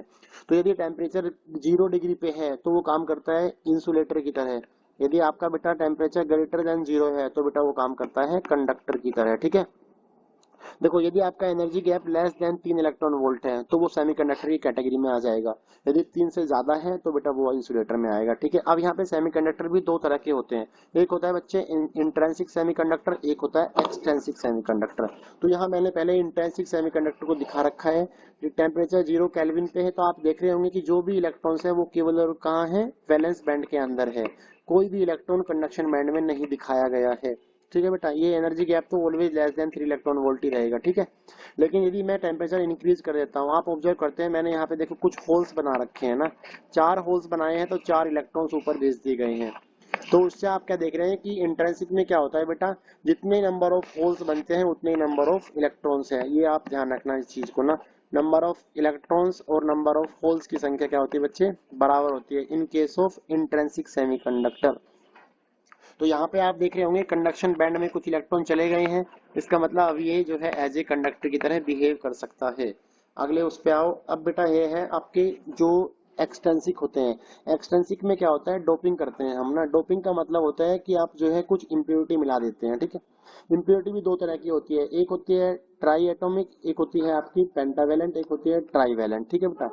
ट्राईवेलेंट का मतलब जिसके आउटर मोस्ट में 3 इलेक्ट्रॉन होते हैं, पेंटावेलेंट जिसके आउटर मोस्ट में 5 इलेक्ट्रॉन होते हैं। यदि आप एक प्योर जर्मेनियम या सिलिकॉन के अंदर 3 वाले इम्प्योरिटी डाल देते हैं कि ऐसे एलिमेंट्स जैसे मान लो एल्यूमिनियम है जिसके अंदर आउटर मोस्ट में 3 इलेक्ट्रॉन है, तो आपका जो एक्सटेंसिक सेमीकंडक्टर बनता है दैट इज आपका पी टाइप सेमीकंडक्टर बनता है आपके पास ना, ठीक है। यदि आप जर्मेनियम या सिलिकॉन के अंदर आप जो है 5 वाले इम्प्योरिटी डाल देते हैं जिसके आउटर मोस्ट में 5 इलेक्ट्रॉन होते हैं, तो बेटा आपके पास क्या बनता है, एन टाइप सेमीकंडक्टर बनता है। अब यदि हम इन दोनों का एक्सटेंसिक, दोनों कहेंगे पी और एन दोनों क्या है, एक्सटेंसिक सेमीकंडक्टर है, क्योंकि इसमें हमने मिलावट कर रखी है, डोपिंग कर रखी है। यदि हम इन दोनों का एनर्जी बैंड डायग्राम बनाएं तो आप ऑब्जर्व करते हो कि जो एनर्जी बैंड डायग्राम एन का बनता है वो देखो मैं यहाँ बता देता हूँ आपको। ये बेटा नीचे तो आपका क्या होता है, वैलेंस बैंड है आपका, यहाँ ये एनर्जी गैप है जो 3 इलेक्ट्रॉन वोल्ट से कम है, और बच्चे क्या है, ये आपका कंडक्शन बैंड है, ठीक है। इन केस ऑफ इलेक्ट्रॉन्स इसमें एन टाइप वाले में, यदि मैं एन टाइप का बनाऊं बेटा यहाँ पे, तो एन टाइप में क्या होता है कि जो कुछ जो इलेक्ट्रॉन्स होते हैं वो जो है हम कहाँ दिखाते हैं उनको, एनर्जी जो उनका लेवल होता है उन्हें हम बोलते हैं डोनर इलेक्ट्रॉन्स ना, जिनका एनर्जी लेवल कितना होता है 0.01 इलेक्ट्रॉन वोल्ट एनर्जी होती है, वो आपके जस्ट कंडक्शन बैंड से नीचे होता है। ये पूरा गैप तो आपका 3 इलेक्ट्रॉन वोल्ट से कम ही है, ध्यान रखना। ये जो डायग्राम है वो बहुत इंपॉर्टेंट है, समझ लो अच्छे से आप ना। ये कंडक्शन बैंड है आपका, ये आपका वैलेंस बैंड है। तो जो है डोनर लेवल होता है इसे डोनर लेवल बोलते हैं बेटा, ठीक है। इसकी एनर्जी कितनी होती है 0.01 ना, तो ये कहाँ लगा होता है, कंडक्शन बैंड से जस्ट नीचे in case of n type ना। यदि मैं पी टाइप में बनाऊं, पी टाइप में क्या होता है, एक्सेप्टर लेवल होता है, क्योंकि यहाँ क्या होता है एक इलेक्ट्रॉन्स की कमी रहती है ना, तो यहाँ पे होल्स बने होते हैं ज्यादा ना। पी टाइप में नंबर ऑफ होल्स ज्यादा होते हैं as compare to number of electrons के, और एन टाइप में बेटा नंबर ऑफ इलेक्ट्रॉन्स ज्यादा होते हैं as compare to number of holes के, ठीक है बच्चे। तो जो यहाँ पे एक्सेप्टर लेवल आता है वो कहाँ बनता है, जो आपका वैलेंस बैंड है, ये आपका वैलेंस बैंड हो गया, ये बेटा आपका कंडक्शन बैंड हो गया। यदि मैं यहाँ पे पी टाइप का डायग्राम बनाऊं तो आप देखते हैं जो पी टाइप में जो एक्सेप्टर वाला लेवल है वो कहाँ होता है, जस्ट वैलेंस बैंड से अबव। तो ये आपका ई ए होता है जिसकी एनर्जी कितनी है, वो भी 0.01 इलेक्ट्रॉन वोल्ट होती है। तो अब बेटा आप ये दोनों जो है एन टाइप और पी टाइप का ध्यान रखेंगे अच्छे से ना। अभी आता है बाइसिंग वाले डायग्राम, देखो ये भी मोस्ट इंपोर्टेंट है। अक्सर बच्चे यहाँ गलती करते हैं, मैक्सिमम बच्चे यहाँ इन डायग्राम में गलती करते हैं सर्किट डायग्राम बनाने में। बच्चे क्या करते हैं बेसिकली ना, इसका जो सिंबल है ना वो बना के आ जाते हैं। देखो बेटा फॉरवर्ड बाइसिंग और रिवर्स बाइसिंग में क्या फर्क है वो आपको पता होगा। फॉरवर्ड बाइसिंग करते हैं कि जब हम एक पीएन जंक्शन को, ये आपका पी है ये आपका एन है, या फिर मैं ऐसे बना दूं, ये पीएन जंक्शन का सिंबल होता है। यदि मैं पी को पॉजिटिव से जोड़ दूं और एन को नेगेटिव से जोड़ दूं तो we can call it forward bias. यदि मैं बेटा यहाँ पे पी, ये मैंने पॉजिटिव से जोड़ा और ये नेगेटिव से, ठीक है। यदि मैं यहाँ पे पी को नेगेटिव से और एन को पॉजिटिव से जोड़ दूं तो we can call it reverse bias ना, ठीक है, ये बोलते हैं हम इसे ना। या फिर मैं इसे सिंबॉलिक फॉर्म में दिखा दूं तो ये ऐसे बन जाता है। तो बच्चे क्या करते हैं जब भी कहीं डायग्राम आया बनाने के लिए कि बेटा फॉरवर्ड बाइसिंग और रिवर्स बाइसिंग का डायग्राम बनाओ, तो बच्चे क्या करते हैं बेटा ये चेप के आ जाते हैं ये वाले दोनों ग्राफ ना, जबकि ये गलत है। आप ध्यान रखना, आपको सर्किट डायग्राम वो बनाना है जो आप एक्सपेरिमेंट करते हैं वहां पे आपने लैब में करा होगा, जिसमें आप प्रॉपर वोल्टमीटर लगाते हैं, एमीटर लगाते हैं, रियोस्टेट लगाते हैं, that is the circuit diagram. तो फॉरवर्ड बाइसिंग में ये ठीक बात है कि आपका जो पीएन जंक्शन है पी पॉजिटिव से जुड़ा होता है और एन नेगेटिव से जुड़ा होता है, लेकिन आपको सर्किट डायग्राम में एक एक चीज दिखानी है, ठीक है बेटा। देखो जैसे मैंने यहाँ बना रखा है, ये आपका पीएन जंक्शन डायोड हो गया, तो इसके मैंने वोल्टमीटर पैरेलल में, क्योंकि आपको पता होगा वोल्टमीटर ऑलवेज पैरेलल में लगता है, और यहाँ सीरीज में दिखा रखा है एमीटर, यहाँ फिर मैंने रियोस्टेट लगा रखा है, एक स्विच लगा रखा है, और यहाँ बैटरी लगा रखी है। आप ऑब्जर्व करेंगे कि पी को मैंने पॉजिटिव से जोड़ा जरूर है, एन को नेगेटिव से जुड़ा हुआ है, लेकिन है तो फॉरवर्ड बाइसिंग का ग्राफ, लेकिन आपको प्रॉपर वे में दिखाना है, ठीक है। और जो यहाँ इसका वी आई कैरेक्टरिस्टिक बनता है, वोल्टेज और करंट का कैरेक्टरिस्टिक, उसमें क्या होता है कि जो ये ग्राफ है वो इंक्रीजिंग ऑर्डर में आता है ऐसे ना, लेकिन एक पॉइंट आता है कि जहां से जो है डिप्लीशन लेयर बिल्कुल वैनिश हो जाती है ना, उस मिनिमम वोल्टेज को बोलते हैं कट इन वोल्टेज बोलते हैं इसको, या बच्चे इसको कई बार कई किताबों में नी वोल्टेज भी लिखा गया है। ठीक है बेटा, तो कट इन या नी वोल्टेज क्या होती है कि वो मिनिमम वोल्टेज जहाँ पे करंट स्टार्ट हो जाता है। तो ये फॉरवर्ड बाइसिंग का ग्राफ है आपका, ये वीआई कैरेक्टरिस्टिक बोलते हैं इसको। यहाँ जो करंट है वो मेजोरिटी चार्ज कैरियर की वजह से फ्लो करता है, जिसकी वैल्यू किसमें होती है बेटा, मिली एम्पियर में होती है। ये वाला सेम ग्राफ बना रखा है मैंने रिवर्स बाइसिंग के लिए, that is called circuit diagram ना। तो जो इसका ग्राफ बनता है वो बेटा यहाँ कैसे बनता है, ये ऐसे बनता है ग्राफ ना। ये आपका थर्ड क्वाड्रेंट में ग्राफ बनता है। यहाँ जो करंट है आपका वो माइक्रो एम्पियर में होता है। ये आपका वोल्टेज है। यहाँ हम क्या करते हैं, यहाँ पे नेगेटिव वोल्टेज सप्लाई करते हैं, क्योंकि आपने जो है पोटेंशियल डिवाइडर जोड़ा होता है सर्किट के अंदर। तो आपका जो ग्राफ है वो कुछ कुछ ऐसे आ जाता है। एक पॉइंट आता है जिसे हम ब्रेकडाउन वोल्टेज बोलते हैं या फिर ब्रेकडाउन रीजन बोलते हैं। ये आपका ग्राफ जो है क्या होता है, मिनिमम करंट फ्लो करता है, क्योंकि आपका रिवर्स बाइसिंग के अंदर माइनॉरिटी चार्ज कैरियर की वजह से करंट चलता है। ठीक है बेटा, इसलिए ग्राफ आपका ऐसे बना हुआ है। अभी ये जो ग्राफ है वो बना रखे हैं रेक्टिफायर पे बेस ना। रेक्टिफायर क्या होता है कि एक ऐसा डिवाइस जो एसी को डीसी में कन्वर्ट करता है। लेकिन कई बार यहाँ से क्वेश्चन बेटा ये भी आता है थ्योरी वाला कि रेक्टिफायर का प्रिंसिपल क्या है। तो मैक्सिमम बच्चे, मोस्ट ऑफ द बच्चे ना ये लिख के आते हैं कि रेक्टिफायर जो है एक डिवाइस है जो एसी को डीसी में करता है। बेटा that's not the principle of rectifier. Rectifier का प्रिंसिपल होता है कि यार एक्चुअली वो वर्किंग किस प्रिंसिपल पे काम करता है, वो आपसे एग्जामिनर पूछ रहा है। तो रेक्टिफायर के प्रिंसिपल पे आप क्या लिखेंगे कि बेटा जो रेक्टिफायर है वो फॉरवर्ड और रिवर्स बाइसिंग पे काम करता है। क्योंकि फॉरवर्ड बाइसिंग के अंदर क्या होता है, ये जो मैं बोल रहा हूँ वो एक एक चीज आप लिखेंगे। Rectifier is based on the forward and reverse biasing. In forward biasing there will be a negligible resistance, बिल्कुल नेग्लिजिबल रेजिस्टेंस होता है, so maximum current flow from the circuit ना। But in reverse biasing there will be a infinite resistance. Infinite resistance होने की वजह से क्या होता है, यहाँ पे जो है मिनिमम करंट फ्लो करता है। और इसी प्रिंसिपल पे बेस है बेटा रेक्टिफायर। ठीक है, ये जो मैंने इनपुट और आउटपुट वेव फ्रंट बना रखे हैं, ये इनपुट वेव फ्रंट है जो आपका एसी सोर्स जा रहा है यहाँ से ना आपका सर्किट के अंदर, ये आपके आउटपुट वेव फॉर्म आते हैं। ठीक है, एक और मैं बता देता हूँ आपको बात कि जो आपको आउटपुट मिलता है ना यहाँ पे हाफ वेव में, जो आप यहाँ पे जितनी फ्रीक्वेंसी का अप्लाई करते हैं सेम उतना ही फ्रीक्वेंसी का हमें मिलता है। यहाँ पे ध्यान रखना, हाफ वेव में मान लो आपने 50 हर्ट्ज की फ्रीक्वेंसी का इनपुट अप्लाई किया है, तो आपकी जो आउटपुट फ्रीक्वेंसी होगी बेटा वो भी फिक्स होती है, 50 हर्ट्ज ही होगी। लेकिन जब आप फुल वेव रेक्टिफायर का डायग्राम बनाते हैं, ये आपका फुल वेव का रेक्टिफायर का डायग्राम है, ये इनपुट वेव है आपका, और जो आउटपुट बनता है वो आपका जस्ट अपर हाफ में आता है और सेम एम्पलीट्यूड का आता है करंट ना। ठीक है, ये आपका आउटपुट वेव फॉर्म है। लेकिन यहाँ पे जो फ्रीक्वेंसी होती है, मान लो आप जो है इनपुट वेव फॉर्म यहाँ पे जो फ्रीक्वेंसी दे रहे हैं वो 50 हर्ट्ज दे रहे हैं, तो बेटा जो यहाँ पे आपको फाइनली फ्रीक्वेंसी मिलती है वो 2 टाइम्स मिलती है, मतलब कि 100 हर्ट्ज मिलती है आपकी फ्रीक्वेंसी इसके अंदर फुल वेव रेक्टिफायर के अंदर ना। तो ये थी बेटा हमारी सारी ग्राफ्स की वीडियो। एक पूरी वीडियो के अंदर मैंने सारे ग्राफ्स आपके टोटल 12th के जो है फिजिक्स के सारे ग्राफ मैंने डिस्कस किए चैप्टर वाइज। तो बेटा ज्यादा से ज्यादा वीडियो को आप शेयर करें, और जो मैंने आपको बोला था कि यार चैनल को जो है सब्सक्राइब जरूर कर दें आप ना, क्योंकि सारी वीडियो देखने के बाद प्रॉपर आपने पूरी वीडियो को देखा, अच्छे से कंसेप्ट सीखा, लेकिन फिर भी मोस्ट ऑफ द बच्चे जो है चैनल को सब्सक्राइब नहीं करते। तो प्लीज बेटा ये तो बहुत जरूरी है, ये रिक्वायरमेंट है, आपको करना चाहिए। Thank you so much, bye bye.